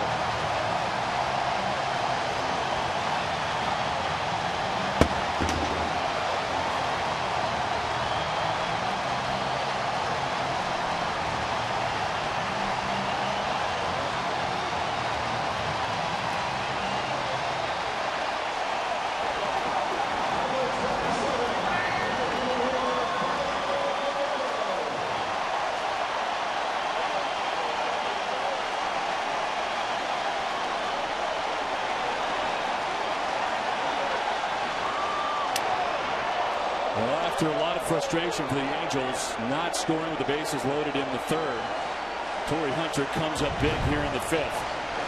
Now he tried to be short and quick to the ball, and he got a hold of that high fastball and drills it over the wall in center, high up on the right pocket. Immediately, Ibar at third, Dino Ebo, the third base coach, knew it was well out of here. But again, that's the Angels' attack. Number 9 hitter hits the double. Figgins bunts him over. Abreu walks for the 3rd time to set the table for Torrey Hunter. Guerrero with a wild swing and a miss, and it's 1-2.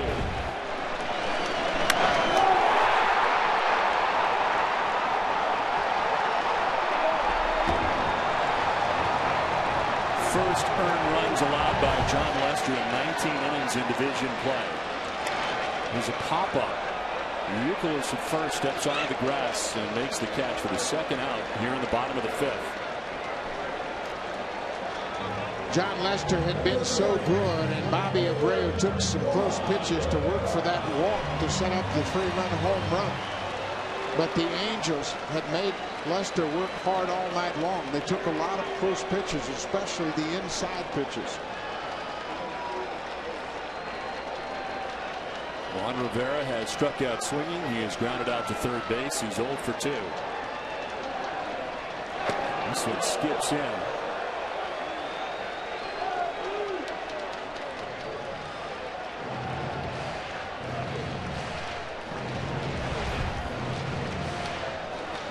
Torrey Hunter fired up. Has reason to be. He called out his teammates in Boston after they played sloppy in the first 2 games and said, man, you got to play with some guts. And if you're going to talk the talk, you got to walk. Down the line at third by the dive of Mike Lowell down the left field line. Rivera thinking too. It's dug out by Jason Bay and a double for Juan Rivera. The second double of the inning for the Angels.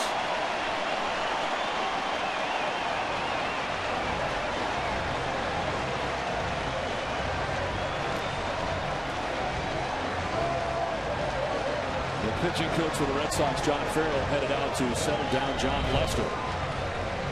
Rivera no stride and just uses his hands to get to that inside pitch well beyond the dive of Mike Lowell. See, they're playing off the line. They don't expect that the Angels will be able to pull John Lester, but eyeballing this inning, and now Juan Rivera have both pulled doubles inside the bag at third.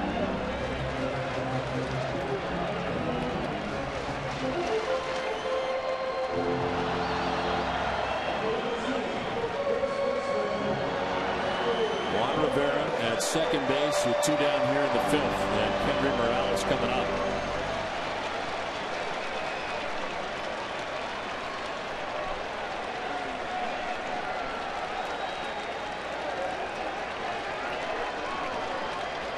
Morales fly to center and is grounded to third. He's 0 for 2. You think about the battles that both these guys going head to head have had off the field.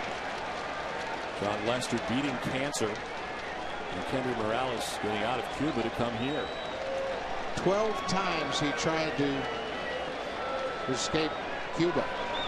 He was put in jail and continued to try to realize his dream of coming to the United States and playing baseball. In 2003, playing for the national team in Panama, he was sent home because the Cuban officials felt like he was going to defect. So not only did they send him home, but they banned him from playing baseball. And that's what motivated him to try to escape Cuba and get a chance to play again. It's on the corner for a strike, and it's 2-1. So for these two in this matchup, baseball's just a game.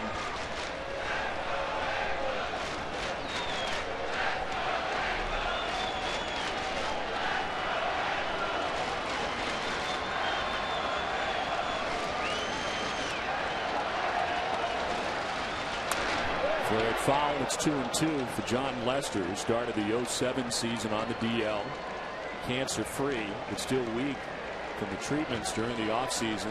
He wrapped up the 07 season by being on the mound, the winner of Game 4 of the World Series for the Red Sox, sweeping the Colorado Rockies. A pretty special season for Lester, and storybook to say the least.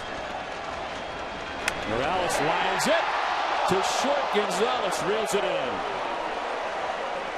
3-0 Angels after the home run. Back after the break, and now this CNN News Update presented by New York Stock Exchange. Hero next.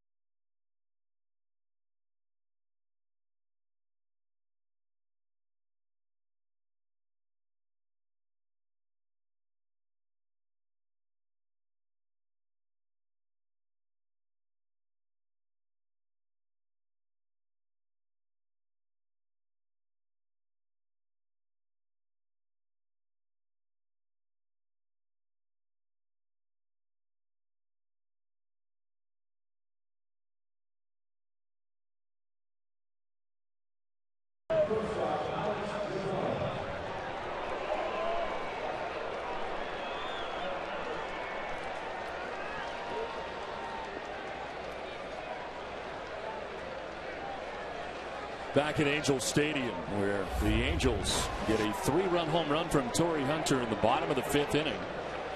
Alex Gonzalez leading it off and taking ball 1. This Angel Stadium crowd letting Torrey Hunter know how they feel about him as he came out in between innings. Acknowledging the cheers from the fans. He's still pumped up when he took his position in center. Lackey for change has got some runs to work with. And he goes 2 balls and no strikes. There's the acknowledgement of the fans by Torrey Hunter. They applauded him as he took his position in between innings. An important inning for Lackey, trying to shut the Red Sox down here after the Angels scored 3 in the bottom of the 5th. He starts the inning having thrown 74 pitches through the first 5. Yeah, he's in good shape in that regard, and obviously at this point of the season you're not really concerned. Remember, Lackey missed 6 weeks of the season with forearm trouble early in the season. So he made 27 regular season starts, so he's fresher than starters who had made their normal 32, 33 starts. Down the right field line, Bobby Abreu towards the line, puts it away for out number 1 of the 6th inning. Let's send it down to Mark Fine. Mark.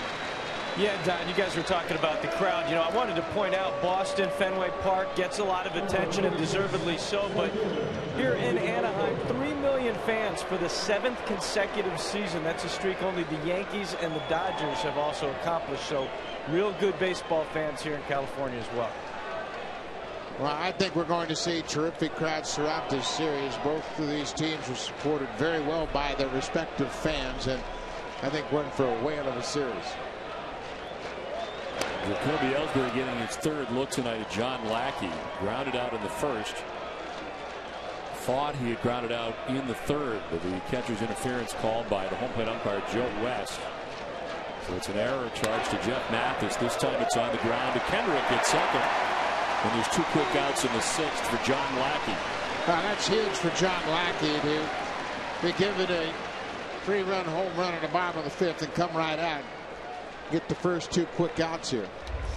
I mean, he has been plagued by the lack of run support. If you go back to his previous 5 starts in the postseason, the scores 3-2, 5-2, 4-0, 4-1, and 3-2. And the Angels lost all 5 of those postseason games. He just hasn't pitched when the team scored many runs. And that was the case during the regular season as well. He had a 3.83 earned run average during the regular season. 11-8 in 27 starts. Pedroia is 0 for 2. As he takes ball 2, 2-0. You know, that's why the win total is sometimes deceiving for pitchers. It's not really a fair barometer of how good they might be. Zach Greinke is a great example of that in Kansas City. Obviously the ERA leader in the American League. You come out of a game and the bullpen gives up your lead and you end up with a no decision. But my answer to that is pitch later into the game. Stay out there. I think Mike Scioscia would like that as well. Going back to the days of the complete game. Pedroia lines it into right field, a base hit. So a 2-out base runner for Boston here in the 6th inning. The 3rd hit of the night for the Red Sox.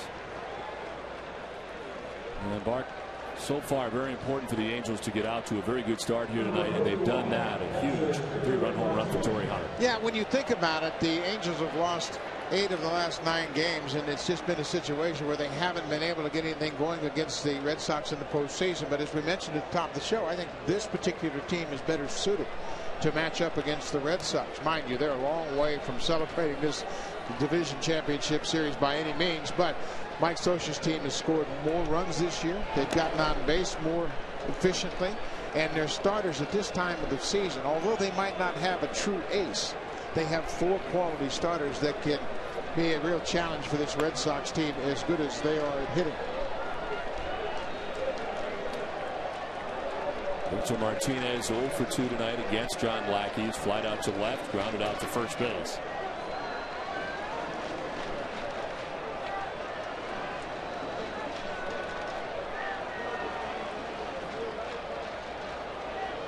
Down and in, and sprawling to his right is Mathis. Sox 2-0. Now they just overthrew this breaking ball. It was a curveball. Perfect technique by Jeff Mathis. He's very quick behind the plate, and he squared up in front of that curveball and put his glove on it and knocked it down. Mike Napoli, his catching partner, a little bit better bat, and he's caught much better the last 3 or 4 weeks of the season, so he's probably going to get significant playing time in this series as well. Lackey gets 2 quick outs in this inning. He gets Gonzalez to fly to right, Ellsbury to ground out. And a single by Pedroia. Now Lackey is falling behind Victor Martinez, 2-0.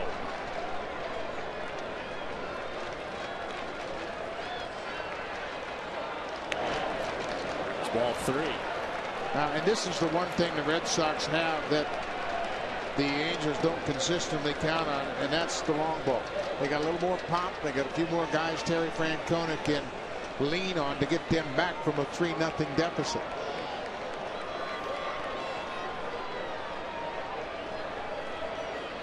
Martinez patiently takes the walk on 4 pitches. Just the first base on ball served up by John Lackey. That pitcher doesn't like the look of this and is headed out. Yeah, it seems as though he got very tentative all of a sudden, and Butcher's going to go out and check to see everything is all right. Butcher quick kicking at the landing area as if it might have been a problem, but he is going to talk to Lackey and Mathis both about their approach here after they got 2 quick outs to start this inning. Well, it's been a tough time for the Angels in the postseason against the Red Sox. Mike Scioscia likes the way this has started. Looking back at the postseason history between these two. Yeah, and you look 86, of course. Mike said most of these players weren't even born when they played that series, but the last 3 series are significant. Terry Francona swept them in 04, swept them in 07. The Angels were really beat up in 07, but last year, 2008, the Angels finally won a game, but still lost the series 3-1, and the Angels had been dominant of the Red Sox in the regular season, winning 8 of 9.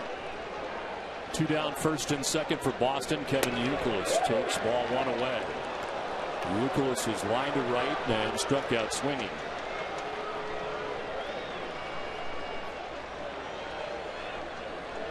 Red Sox had 2 on with 2 down in the 3rd when Pedroia flied out. And the other time Lackey was dealing with a runner in scoring position tonight. Yeah, and this is a real problem. 2 outs, boy, lost his focus, lost the strike zone. Threw a high fastball to Dustin Pedroia. He ripped it into right and then wasn't even close on Victor Martinez. Mike Scioscia's wondering what happened. This is not the same John Lackey we saw through the first 5 2/3. Not even close. 3-0. And nobody's moving in the bullpen. Let's take a look if his arm angle has changed. He doesn't appear to have changed anything, but all of a sudden he can't find the strike zone with anything.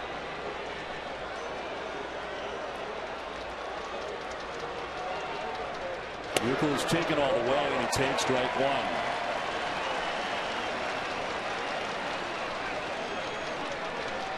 A 2-out single by Dustin Pedroia. A 4-pitch walk. There's Darren Oliver.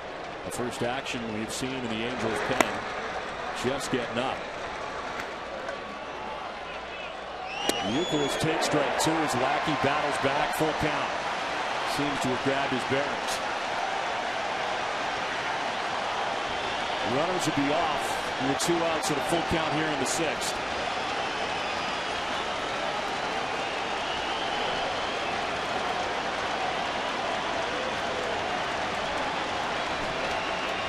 Youkilis pops it up foul back and out of play.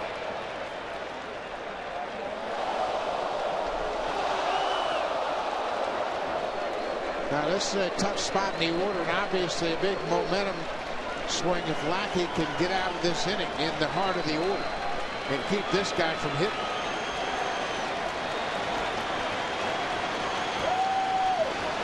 First and second, 2 down. Youkilis chops it to 3rd. Figgins on the hop, applies the tag in the bag, and the Angels are out of the jam. The Red Sox strand 2. 5.5 done. It's 3-0 Angels.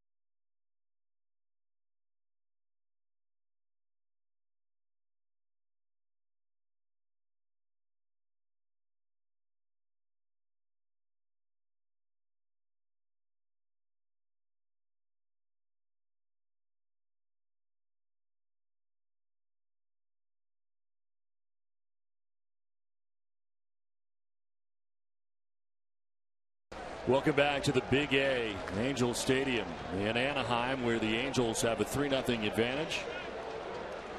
Game 1 moves to the bottom of the 6th inning, and Howie Kendrick, who is 0 for 2, leads it off. On the ground to third, Mike Lowell picks it and fires a high throw across, and safe at first base is Kendrick. Euclid thought he came down on the bag. He argues again with C.B. Buckner, and again here's Terry Francona to further the argument. Boy, Buckner's had some tough calls at first, and this time Terry Francona might not accept his answer. It looked like Euclid's got his foot back on the bag ahead of Kendrick. But again, an errant throw makes the close play at first base. Mike Lowell airmailed the bag, and Euclid has to go into foul territory and try to come back and make a tag, but he gets his foot on the base clearly before Howie Kendrick. And it's Kendrick again. Yeah. Gonzalez with the errant throw in the 4th inning, and Kendrick appeared to be out, was not called out. Here he's appeared to be out again and is not called out. Yeah, he was out, no question about it. A routine play that became anything but because of the high throw. And the bunt from Mathis down the line. Lester over his left shoulder. The sacrifice complete. Kendrick in the scoring position with 1 down. Euclid goes up in the air for the high throw, but look at his right foot. I mean, it's 4 feet before Kendrick gets there. Not even close. Nope.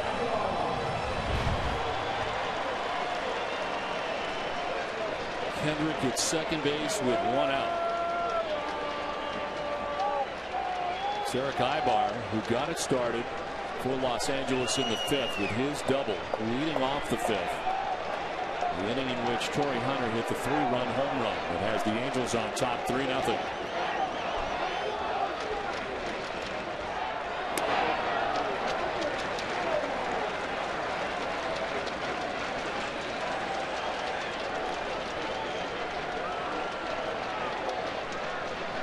Watch Alex Gonzalez jockeying in behind Kendrick. He has really created a big hole at shortstop for Ibar to pull something through the left side.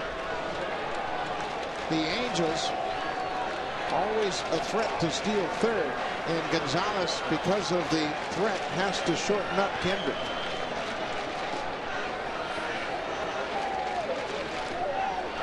Ibar reaches out and flips it foul down the right field line. It's a ball and a strike to Eric Ibar.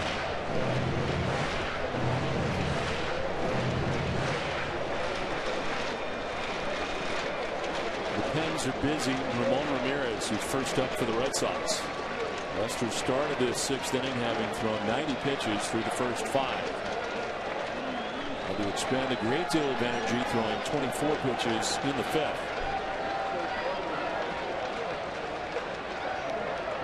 In tight for ball 2. Spins him out of there at 95.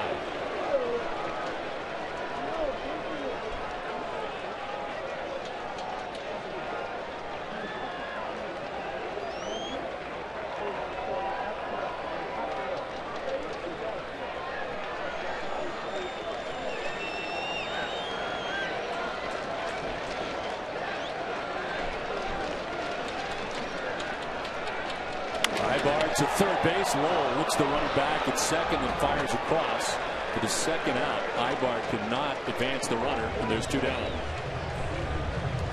Here's tonight's Travelers mid-game recap. A 3-run home run for Torrey Hunter at 22 during the regular season. His 3-run shot has given the Angels a 3-0 advantage. Some run support for John Lackey, the Angels ace. He's got 6 shutout innings under his belt. 95 pitches through the first 6. Yeah, Lackey escaped the threat, stranding 2 in the top of the 6 after a 2-out base hit and a walk. So 2 down. Kendrick at second base, and Sean Figgins takes ball 1 from Lester. Figgins has grounded out, struck out, had the sacrifice bunt in the 5th inning that set up a 3-run shot by Hunter.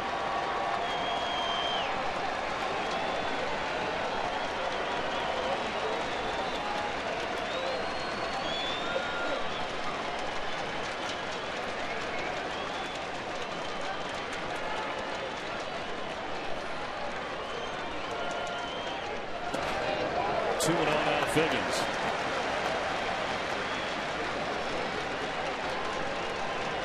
Couple of tough innings. The third with 25 pitches, the fifth with 24. But still, his pitch count well within control. The quality stuff is still there. For Lester, his 100th pitch of the night is a 2-0 to Sean Figgins. To center field, Ellsbury going back, still going, and he'll dive to make the catch in right center. Jacoby Ellsbury reels it in to end the inning. 3-0 Angels at the end of 6.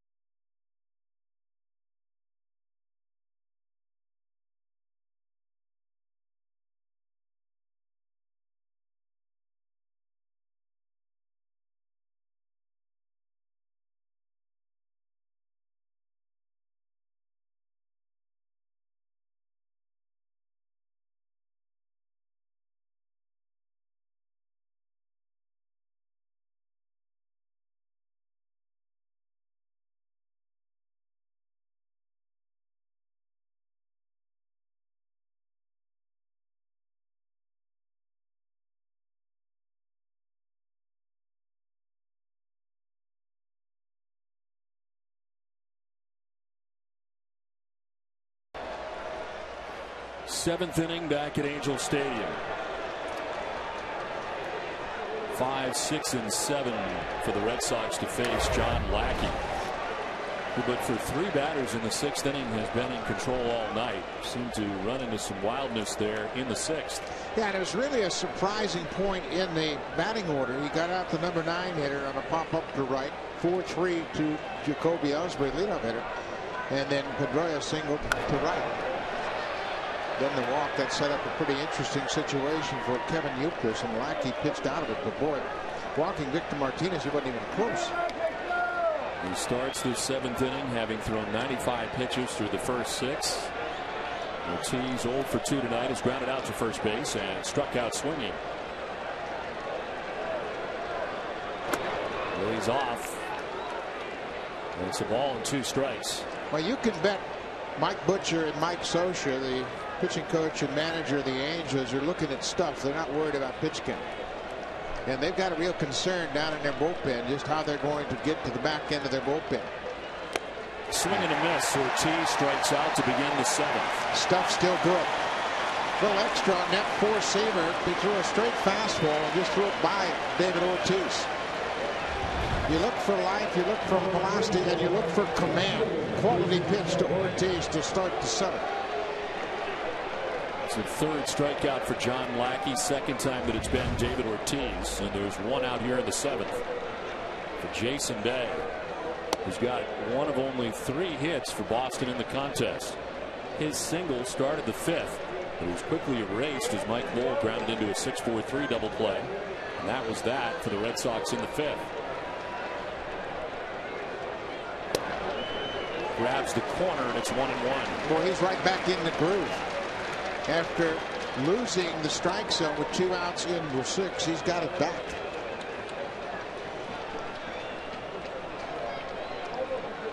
In tight, and it straightens up Bay. 2-1.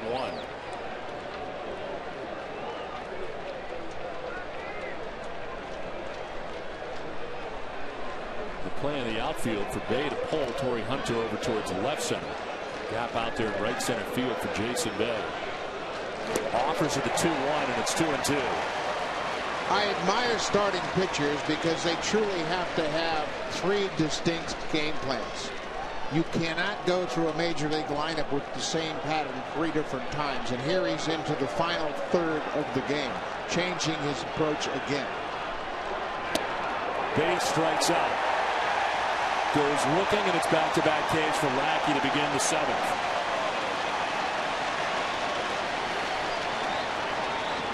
The drama of the NBA tips off Saturday, October 10th at 9:30 p.m. Watch as the Golden State Warriors take on the Phoenix Suns.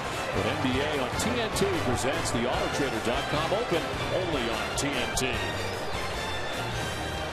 2 outs, both by way of the K for John Lackey here in the 7th, and it's Mike Lowell who takes strike 1. Back to the fastball. Middle innings, he used a few more breaking balls. Now he's got the fastball, and he's making good pitches with it. Lowell thought about it, but did he go? No, says C.B. Buckner, first base umpire.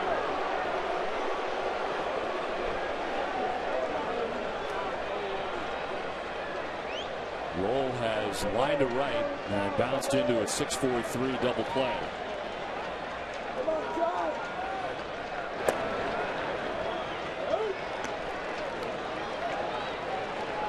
Last time the Red Sox were shut out in a postseason game, you're going to go back to Game 2 of 1995 of the Division Series against the Indians. 4-0 loss. Earl Hershiser the winner. Lowell pops the 2-1 pitch up.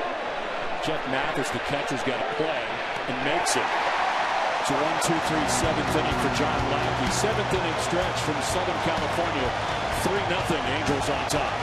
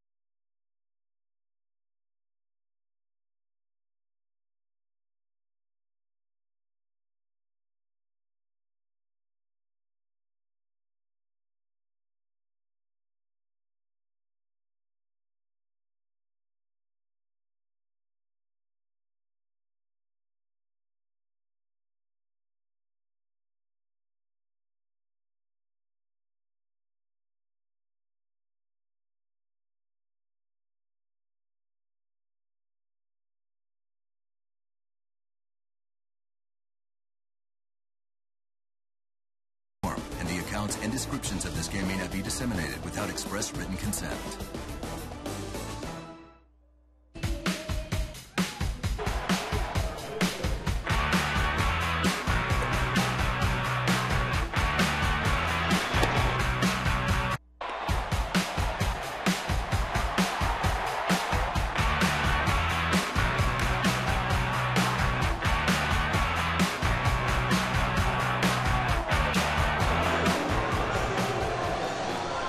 Back at Angels Stadium, Torrey Hunter has given the Angels a 3-0 advantage. John Lester is done after 6 innings for the Red Sox, giving up that 3-run shot. 4 walks, 5 Ks, and here's Ramon Ramirez, first out of the Boston pen. 70 games during the regular season, 2.84 earned run average.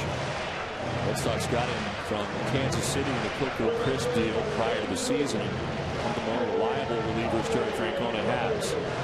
This is a distinct advantage that the Red Sox have over the Angels, the depth of their bullpen and the power arms. And Ramon Ramirez is one of those powerful arms. But right now, John Lackey's not even thinking about a bullpen. This is his game. A 1-2-3 7th inning for Lackey. It'll be Bobby Abreu, Torrey Hunter, and Vladimir Guerrero to welcome Ramon Ramirez to the game in the 7th. The schedule for tomorrow, Game 2 of the other American League Division Series. The Twins and the Yankees, New York taking Game 1. A.J. Burnett against Nick Blackburn in that action. We've got Game 2 for the Big A here in Anaheim tomorrow. Beckett against Weaver. Beckett a 17-game winner. Weaver 16. Another great pitching matchup in Game 2 here at Angels Stadium tomorrow. Abreu has walked 3 times tonight. All that was against John Lester. As he takes ball 1. Josh Beckett, he's primed and ready to go through his side session here on Monday, and actually Tuesday felt great when he threw it. No problems with the back spasms he's had on his left shoulder, not his right shoulder by any means, non-throwing shoulder. Jared Weaver, real good year, 16 wins, and what he did was he improved on his pitch efficiency, threw fewer pitches per inning, and that allowed him to pitch later into the game.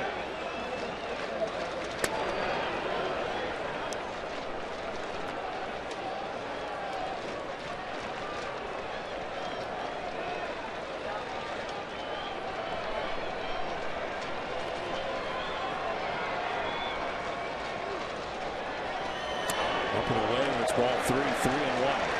Now, when you're a young hitter and people are saying, hey, you need to get on base, you need to set up your teammates, that rings kind of hollow until you see a guy like Bobby Abreu come over here and implement that approach. And his ability to get on base tonight has had an impact. It's caused John Lester to throw a few more pitches, and of course he got on base ahead of the Torrey Hunter 3-run homer. The strike in there to make it a full count. And Lester surrendering 4 walks in his 6 innings, and 3 of them belonging to Abreu. Set up the 3-run home run by that guy.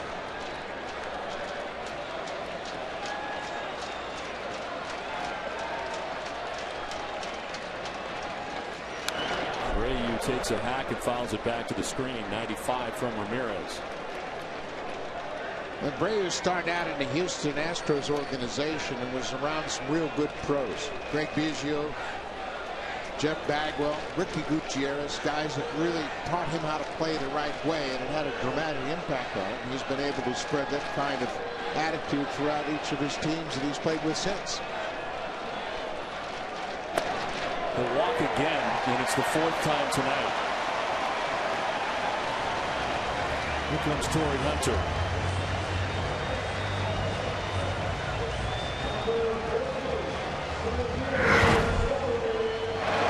It's 2 on and 1 out with a 3-run shot in the 5th off John Lester. And a sigh of relief for Mike Scioscia and the Angels, the start they wanted in this series.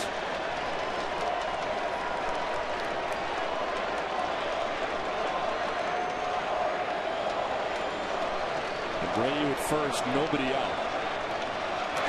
And getting drilled is Hunter.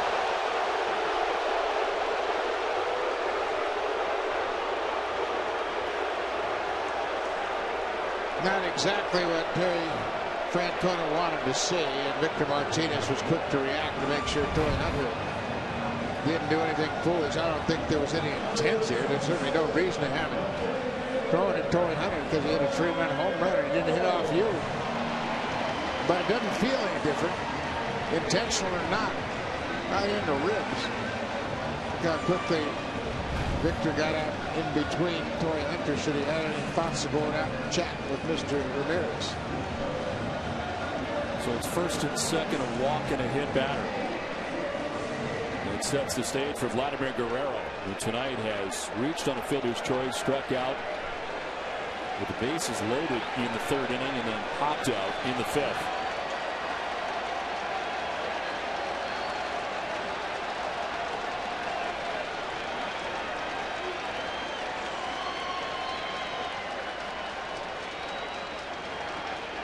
Guerrero with a wild swing and a miss. Yeah, he'll be doing something if he walks Vladdy Guerrero. Not easy to do. Guerrero's anxious to contribute offensively. He hasn't done much for the Angels in the postseason. Takashi Saito is up for the Red Sox in the pen. After 6 innings tonight from John Lester, Ramon Ramirez first out here in the 7th. Knocked down by Ramirez, stays with it and bobbles it again. Guerrero reaches. Had time to recover, but in the second bid couldn't come up with a baseball. Well, he's had a rough start to the inning. A walk, a hit batter, and now a bobble that allowed Guerrero to reach. He had plenty of time to get Guerrero, who's not running well at all. And after he knocks it down, he recovers, goes to pick it up, but got ahead of himself. Dropped it. Chances are, had that ball got past and there had been a play at second base, that was taking the shortstop Gonzalez right to the bag. And that's it for Ramirez. Didn't retire a batter.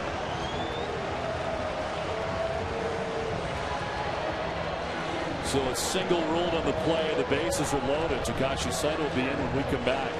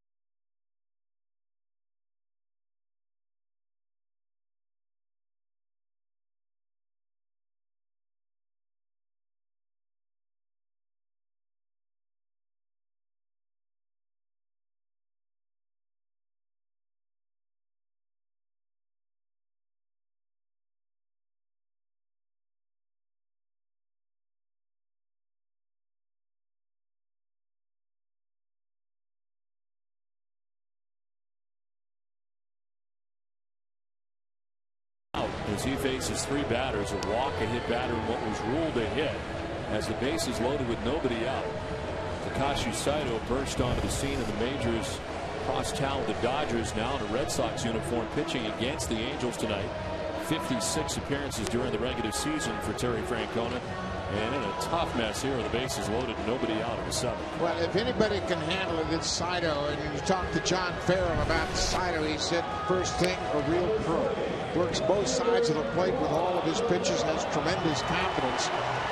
As Don mentioned, 3 years with the Dodgers, then he became a free agent, signed with the Red Sox for another opportunity to potentially go to the postseason. He's made it.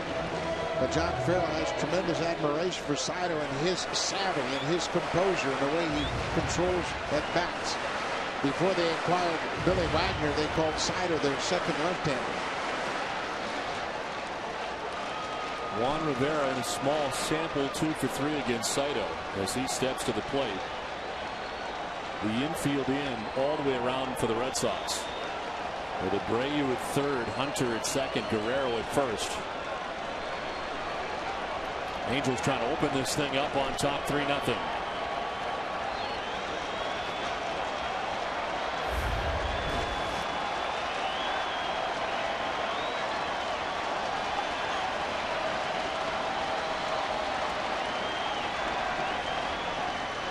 Breaking ball, and Rivera with a swing and a miss.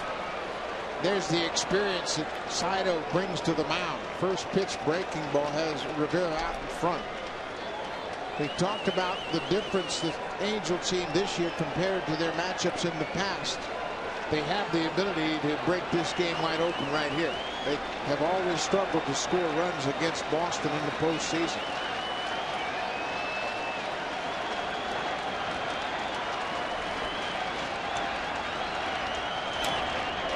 Grounded foul, and it's 0-2. Rivera did double in the 5th inning. He is 1 for 3 tonight. That was against John Lester. If you're thinking slam, Don Baylor, game 4 of 82. Vlad Guerrero, 0-4 against these Red Sox.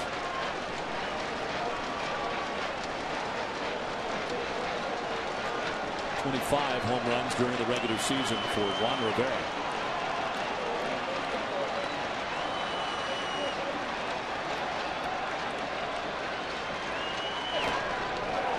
It's 1-2. Now you got to have the confidence in your catcher to bounce a breaking ball with the bases loaded. You don't want to be tentative when you throw it. Martinez does a good job of squaring up and smothering that ball to keep a base runner at third.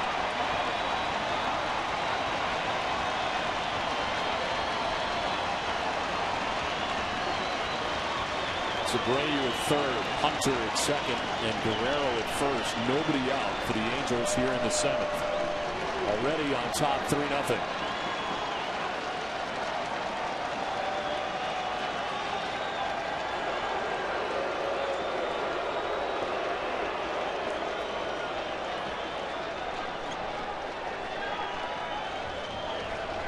.55 2/3 innings during the regular season and 56 games for Saito in his first American League season. Highest total since 2007 with the Dodgers. There's 1-2 pitch to Rivera. He wants to talk it over. Yeah, he's got some doubts, and you never want to throw a pitch with doubts in your mind, so he called the catcher out to make sure what they're going to throw here. Obviously a very important point of the ball game. Already down by 3. You can never afford to fall much further behind.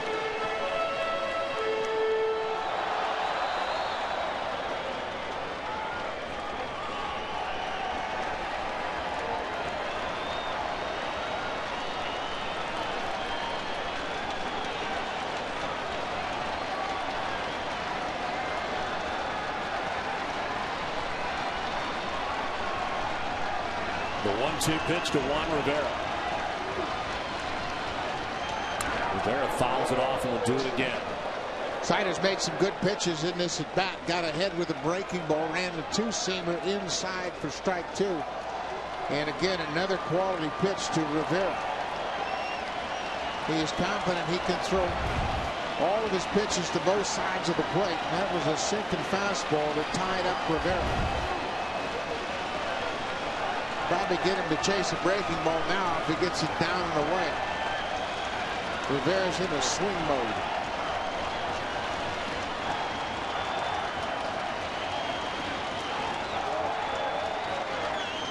Rivera swings and fouls it down the right field line, out of play. A little bit late on the fastball. And Saito won't beat you with velocity. He will execute location. 2-strike swing, no stride, just using his hands to protect the strike zone. Rivera fouls it out of play. Well, Takashi Saito's last appearance in the postseason came for the Dodgers, Game 2 of the 2008 NLDS at Chicago.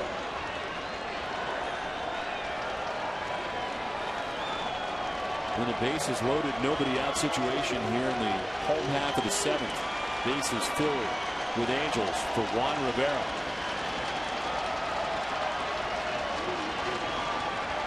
Breaking ball in the dirt, and it's 2-2. They didn't throw that pitch very well. They got around and kind of backed up on him out of the strike zone. Again, Victor Martinez going back to his left to block it this time. Generally, when you call for a breaking ball, you anticipate if you're going to get beat, it's going to be to your right. So he did a good job of coming back and keeping that ball in front of him.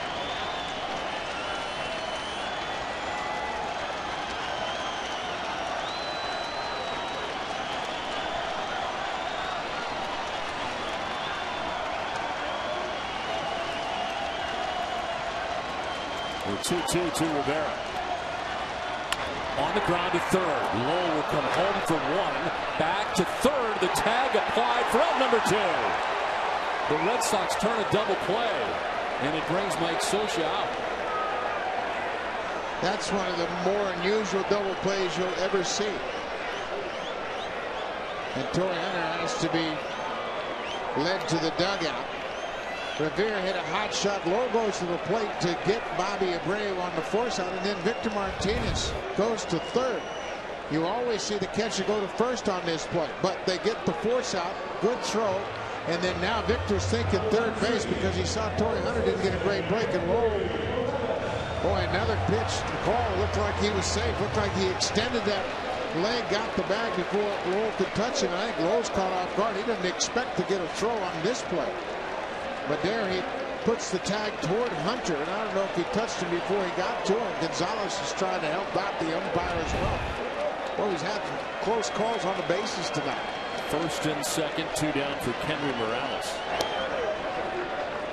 For Lowell, 2 backing up. He's got Gonzalez in his ways. Gonzalez was backing it up. Yeah, and but they didn't expect the throw to come to third. Normally the catcher goes to first here. And there's the slide, the extension on the bag. Well, even there it's tough to call. He came off the bag, and Lowell tried to ride with him. Morales pops it up foul, backing out of play. Takashi Saito now and out away from getting out of this bases loaded, nobody out jam. Kenry Morales and the Angels trying to come up with something in this 7th inning after a golden opportunity. Morales tonight 0 for 3. He's flied out, grounded out, lined out.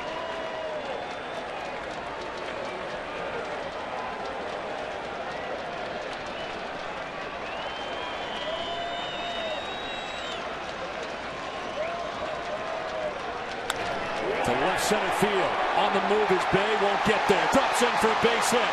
Guerrero coming around. The throw to third's not going to be in time. Gets away. Here comes another run. The Angels get 2 and lead at 5-0.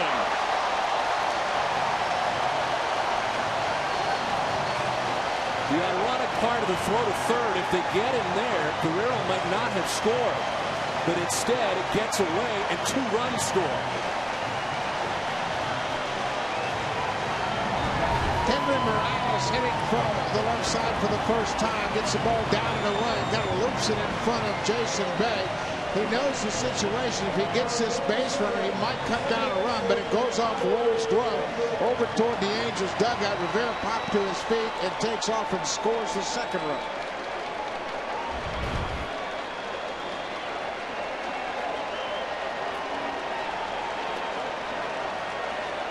Morales ends up at second. Kenrick in on the right side.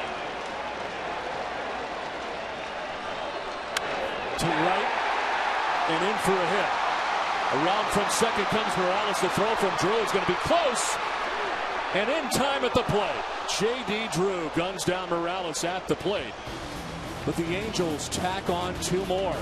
And at the end of 7, Los Angeles on top 5-0.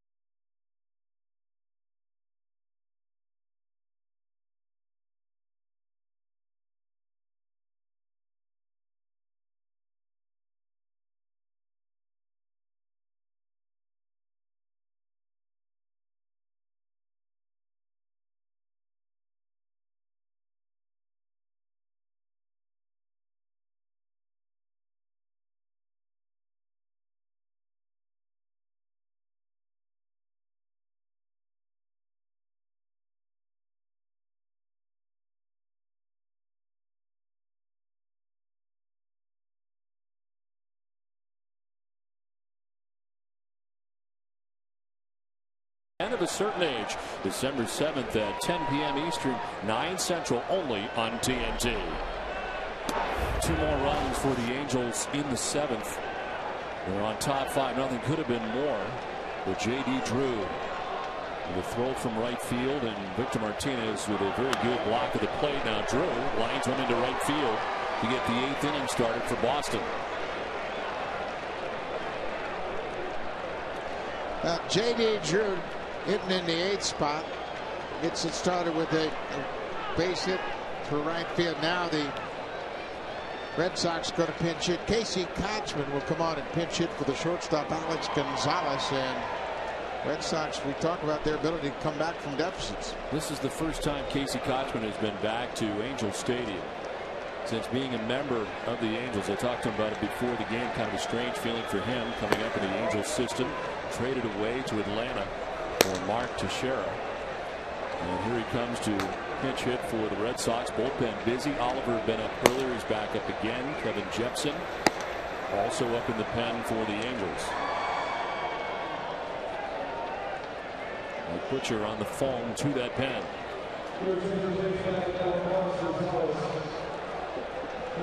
Orlando Mercado checking the status down there and relaying that back to the pitching coach, who will in turn pass it on to the manager.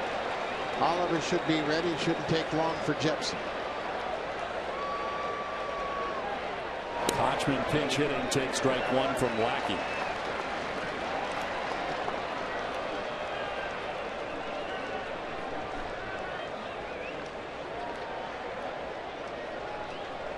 Joining the Red Sox at the trade deadline, coming from the Atlanta Braves.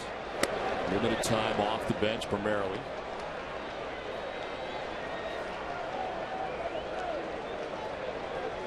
Had 10 pitch hit at bats during the regular season and was 0 for 10.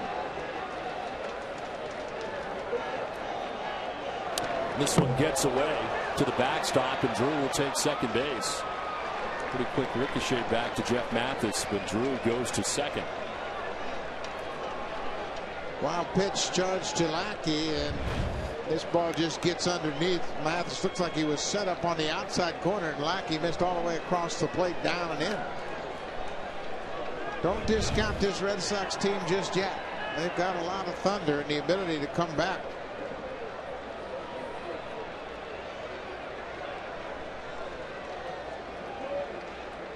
Drew with a single to begin the 8th. The wild pitch gets him to second. 113 pitches for Lackey. The season high is 131. That was against Texas. On August the 9th, Kochman to third. Nice pick at third base by Figgins. A stumble and a throw across just in time. He stumbled. He looked towards second. It all took a long time, but then he got the throw off in time and barely gets Kochman at first. Now that's the value of having a great arm. Figgins got off balance and lost his balance for a moment. Snares the one hopper, stumbles, tries to right himself, still stumbling, but he's got a cannon for an arm and throws out Kochman. This Angels crowd will let John Lackey know what they think of him as he heads off. The pitching change.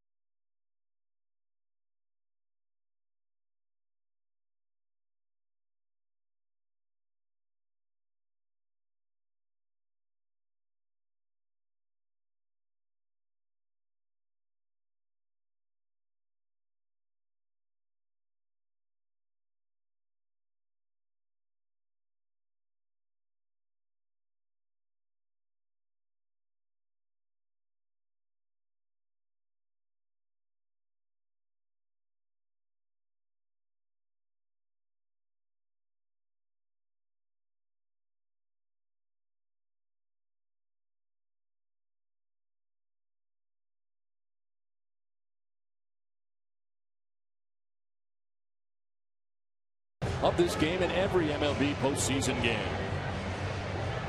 Lackey doing it all tonight for the Angels. 7 1/3, gives up just 4 hits. He is responsible for J.D. Drew at second base. 1 walk, 4 strikeouts.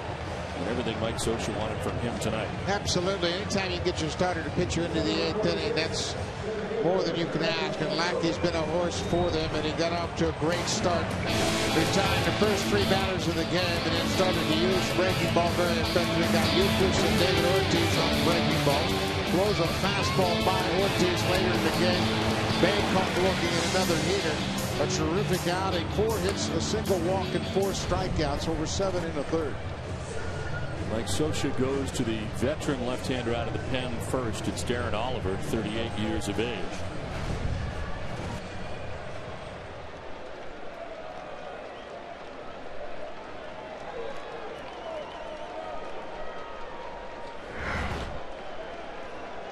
So Lackey done after 7 1/3, responsible for Drew at second base.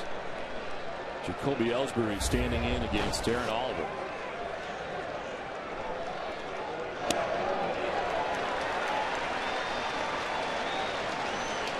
Hall of Famer Rod Carew in the house tonight. Now, he had a few hits in this yard.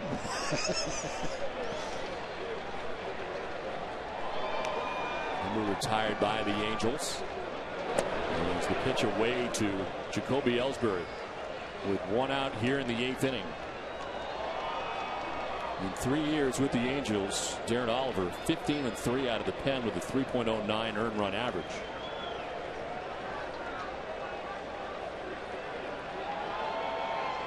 His 3rd season with the Angels. Pitched for the Red Sox back in 2002. Ellsbury takes ball 2, and it's 2-1.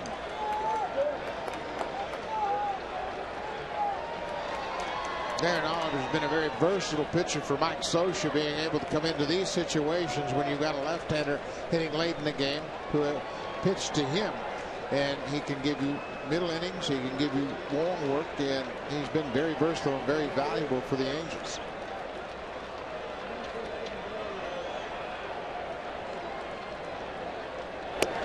Ellsbury takes, and he takes strike 2.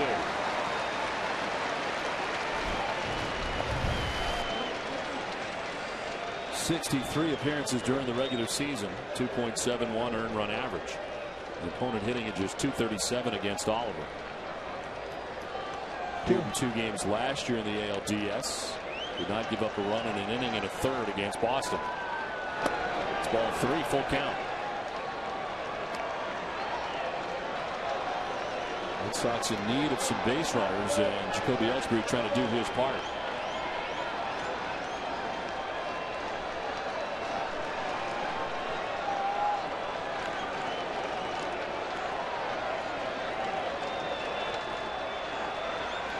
Ellsbury hits it on the ground to third. Figgins looks the runner back at second, and there's 2 down in the 8th. Figgins very aggressive as he came after that ball, making sure he kept his feet underneath him, and then of course the strong throw across the diamond, aware of Ellsbury's speed. This time he shuffles his feet, rights himself, gets his balance, and throws a strike to first base. He has really played well defensively at third base. Has a lot of range. He has started for the Angels at every position on the diamond except catcher and first base. Versatility. He's a free agent at the end of the year. Lackey a free agent at the end of the year. Decisions to be made for the Angels. The pitch, a strike to Justin Pedroia. A 1-for-3 night for the Red Sox second baseman, who singled in the 6th.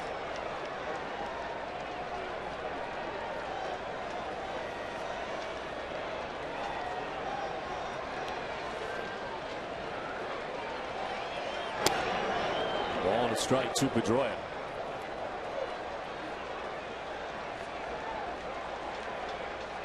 As the Red Sox look back at this game, defense has been pretty good for the Boston Red Sox, as it has been for the Angels during the course of the season. But tonight, the Red Sox with 3 errors.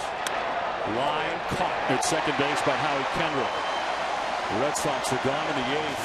The Angels take a 5-0 lead to the bottom of the 8th.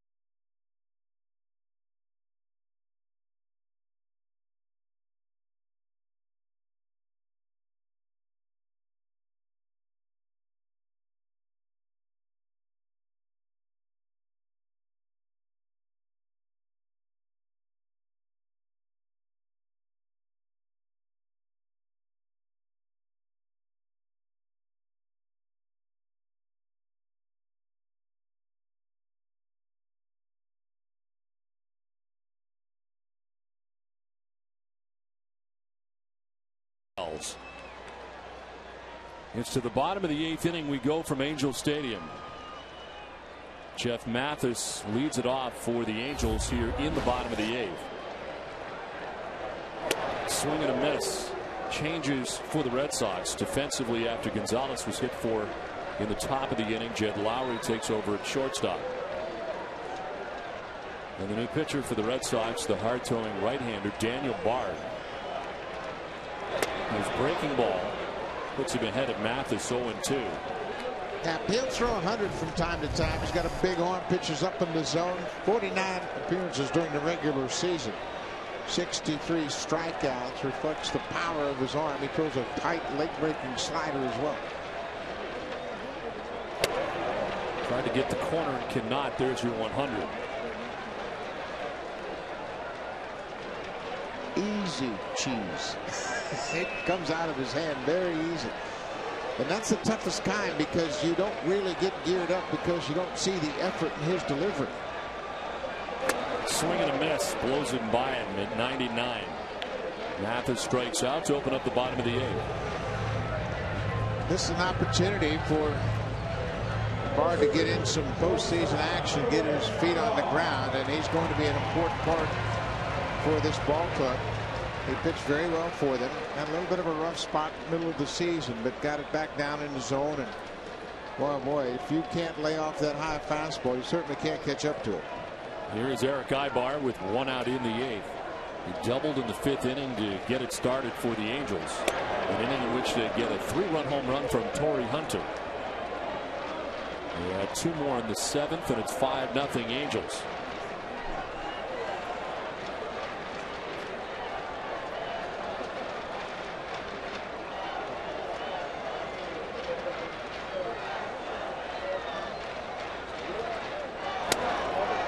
Again by him at 99, and it's 0-2.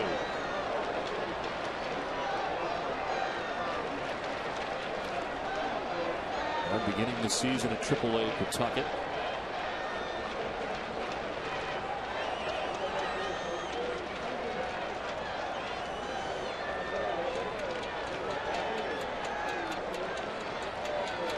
On the ground, right side at Pedroia, and there's 2 down in the 8th. Bard dropped back to a 2-seamer, only 93 miles an hour, but got the desired results. Got a ground ball. Got a very easy delivery. You can see it closes that front side, really hides the ball well, and then the ball explodes out of his hand, top of the zone with that 4-seamer. Tough to catch up on. That last pitch was a 2-seam fastball, and he has some pretty effective movement on it. 2 down in the 8th inning. Back up top for Sean Figgins. He was grounded out, struck out, headed for sacrifice bunt in the 5th. Flight out to center field, an 0-for-3 night from the top spot in the Angels order. Takes a look at 99, and it's up for ball 1.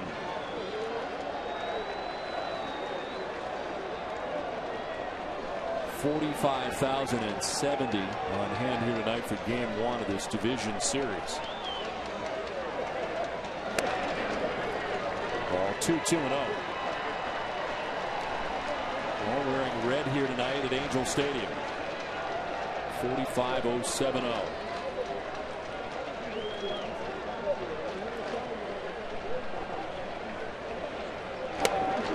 Figgins taking the strike, and it's 2-1.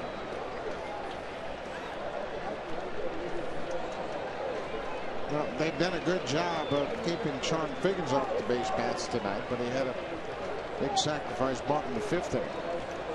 On that 3-run 5th inning.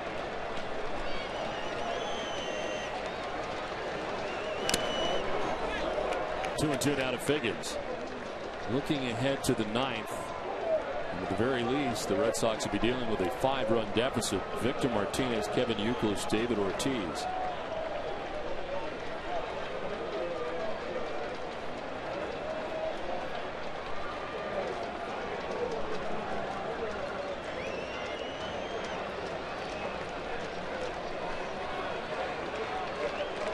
Red Sox tonight get 6 innings from Lester. Ramon Ramirez, who did not record it out, charged with 2 runs. Takashi Saito going an inning. And Daniel Bard here in the 8th.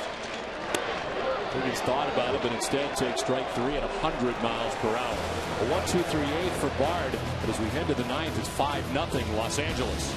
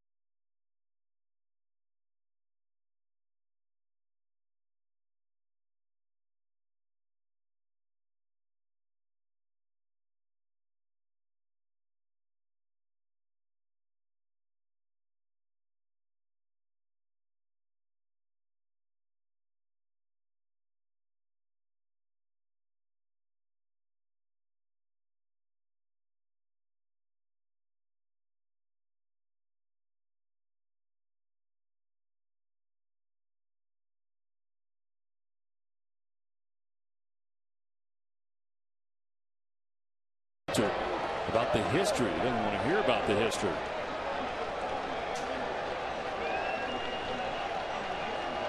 As Victor Martinez leads it off.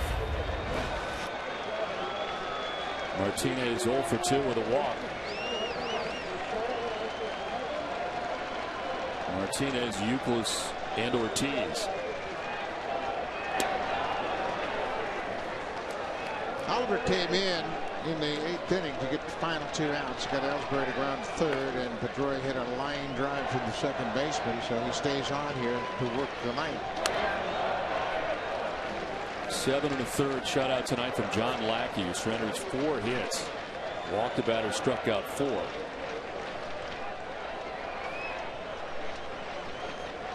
Well, the one thing they told us about John Lackey when we visited with the coaches and the manager, he's a competitor, and he did exactly what the Angels needed tonight.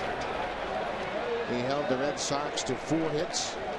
Mike Butcher knew that he would be prepared to compete. A lot of people looked at his last couple of starts and said, well, you know, Oakland beat him up 2 starts ago, and he wasn't very good in his last start. Mike Scioscia and Mike Butcher were both confident that John Lackey would be up to the task tonight.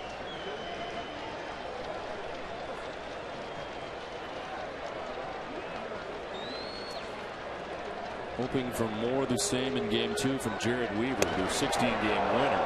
Right now they're looking for a strike call as Jeff Mathis framed that outside corner. Joe West says that it's ball 2. And it might have been off the plate, but Mathis did a pretty good job of making it look like a strike. Victor Martinez first, Euclid, then Ortiz expected for Boston in the 9th.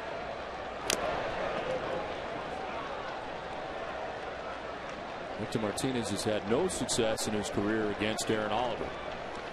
And Oliver back out there to start the 9th. The Angels for so long under Mike Scioscia operated a bullpen without a left-hander. And then they added Darren Oliver, and now they have Brian Fuentes, who is a left-handed closer. But Oliver is so versatile with his background. Goes back out there again, does not get the call again. Scioscia doesn't like what he sees. It's a full count. Went out there with a fastball earlier in the count and then tried to drop the hook on the outside corner. Joe West said it went around the plate. He had a good look at it. He was looking out there in the same spot, called him right. That's the toughest thing for a manager, boy. You can't tell in and out. You got a pretty good idea about up and down, but it's hard to tell in and out. Martinez pops it up right side of the Angels infield. Kendrick gives way to Morales, who makes the catch for the first out of the 9th. We mentioned the conversation we had with Torrey Hunter earlier in the inning, trying to get over the hump against the Red Sox. Doesn't like to be reminded of the history. Most of the players don't even think about that. This is for the fans and the media. We don't really. If you're a player and you're a competitor, it doesn't matter at all what was done in the past. You just go out there and you worry about the task at hand. And we got to the playoffs, and now we got to play Boston. Doesn't matter. We just want to go out there and win. We're not even thinking about the past. The only time we think about it is when you guys bring it up. It's all about the now right now for Torrey Hunter, and he has contributed in a big way tonight, a 3-run home run. Now, there's been so much turnover going back to 2004, even for the Red Sox. There's basically only 3 active players on the Red Sox roster from that World Series team. But in this day and age, there's a lot of turnover. And you see Mike Scioscia's team, since Game 5 of the '86 World Series, they haven't had a starter win a game. And Lackey's in line to do that. And you can't play in postseason baseball without having good starting pitching. I mean, they're the ones that you want out there for most of the innings. And the Angels are well equipped to have 4 good starters in this series. They might not be of the same caliber of Lester and Beckett, but they're 4 quality starters, something they haven't had in the past. When you take a look at the Angels, 2 guys who were not part of the equation in the past. The first baseman, Kendry Morales, the right fielder, Bobby Abreu. They're new to all this. Different guys for the Angels this season. And Scott Kazmir, who was acquired from Tampa Bay. He knows the Red Sox well, having been part of that Rays team that dispatched Boston in the 7-game series in the ALCS last year. So he doesn't know anything about the Angels not being able to beat the Red Sox. He will pitch in Game 3, slated against young right-hander Clay Buchholz. That'll be the first game from Fenway Park. 1 out here in the 9th. 3-2 to Youkilis and 1 hopper to short. Ibar's got it, and there's 2 down. The owner of the Angels likes what he sees. Artie Moreno is an out away from taking Game 1 of this division series.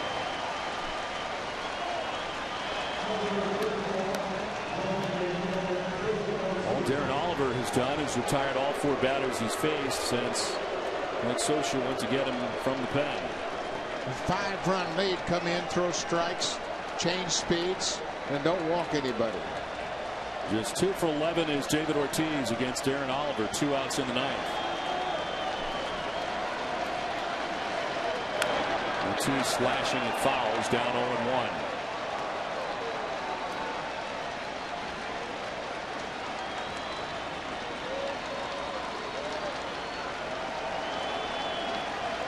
Never had one and out away. An 0-1 pitch to Ortiz. Fouled off, and it's 0-2. 45,070 standing at Angel Stadium.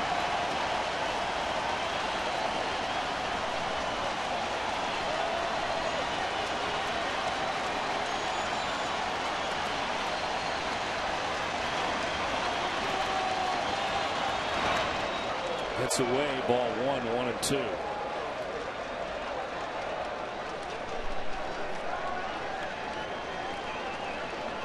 Oliver during the regular season finished 9 games for the Angels.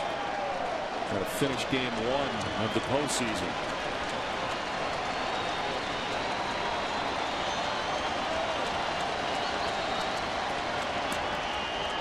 2-2.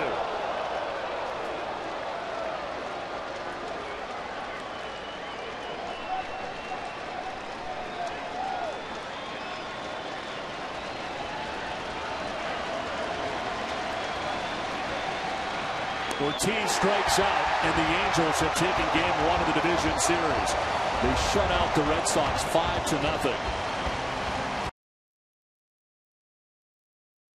Darren Oliver for an inning and 2/3. Torrey Hunter in his second year in an Angels uniform.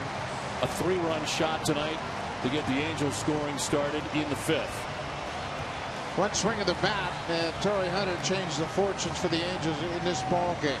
He had talked about being short and to the ball, and he hit a 3-run home run to center field off John Lester after a Bobby Abreu walk. And Abreu hitting in the 2 spot tonight, walked 4 times and really allowed the Angels to gain confidence against a very tough John Lester.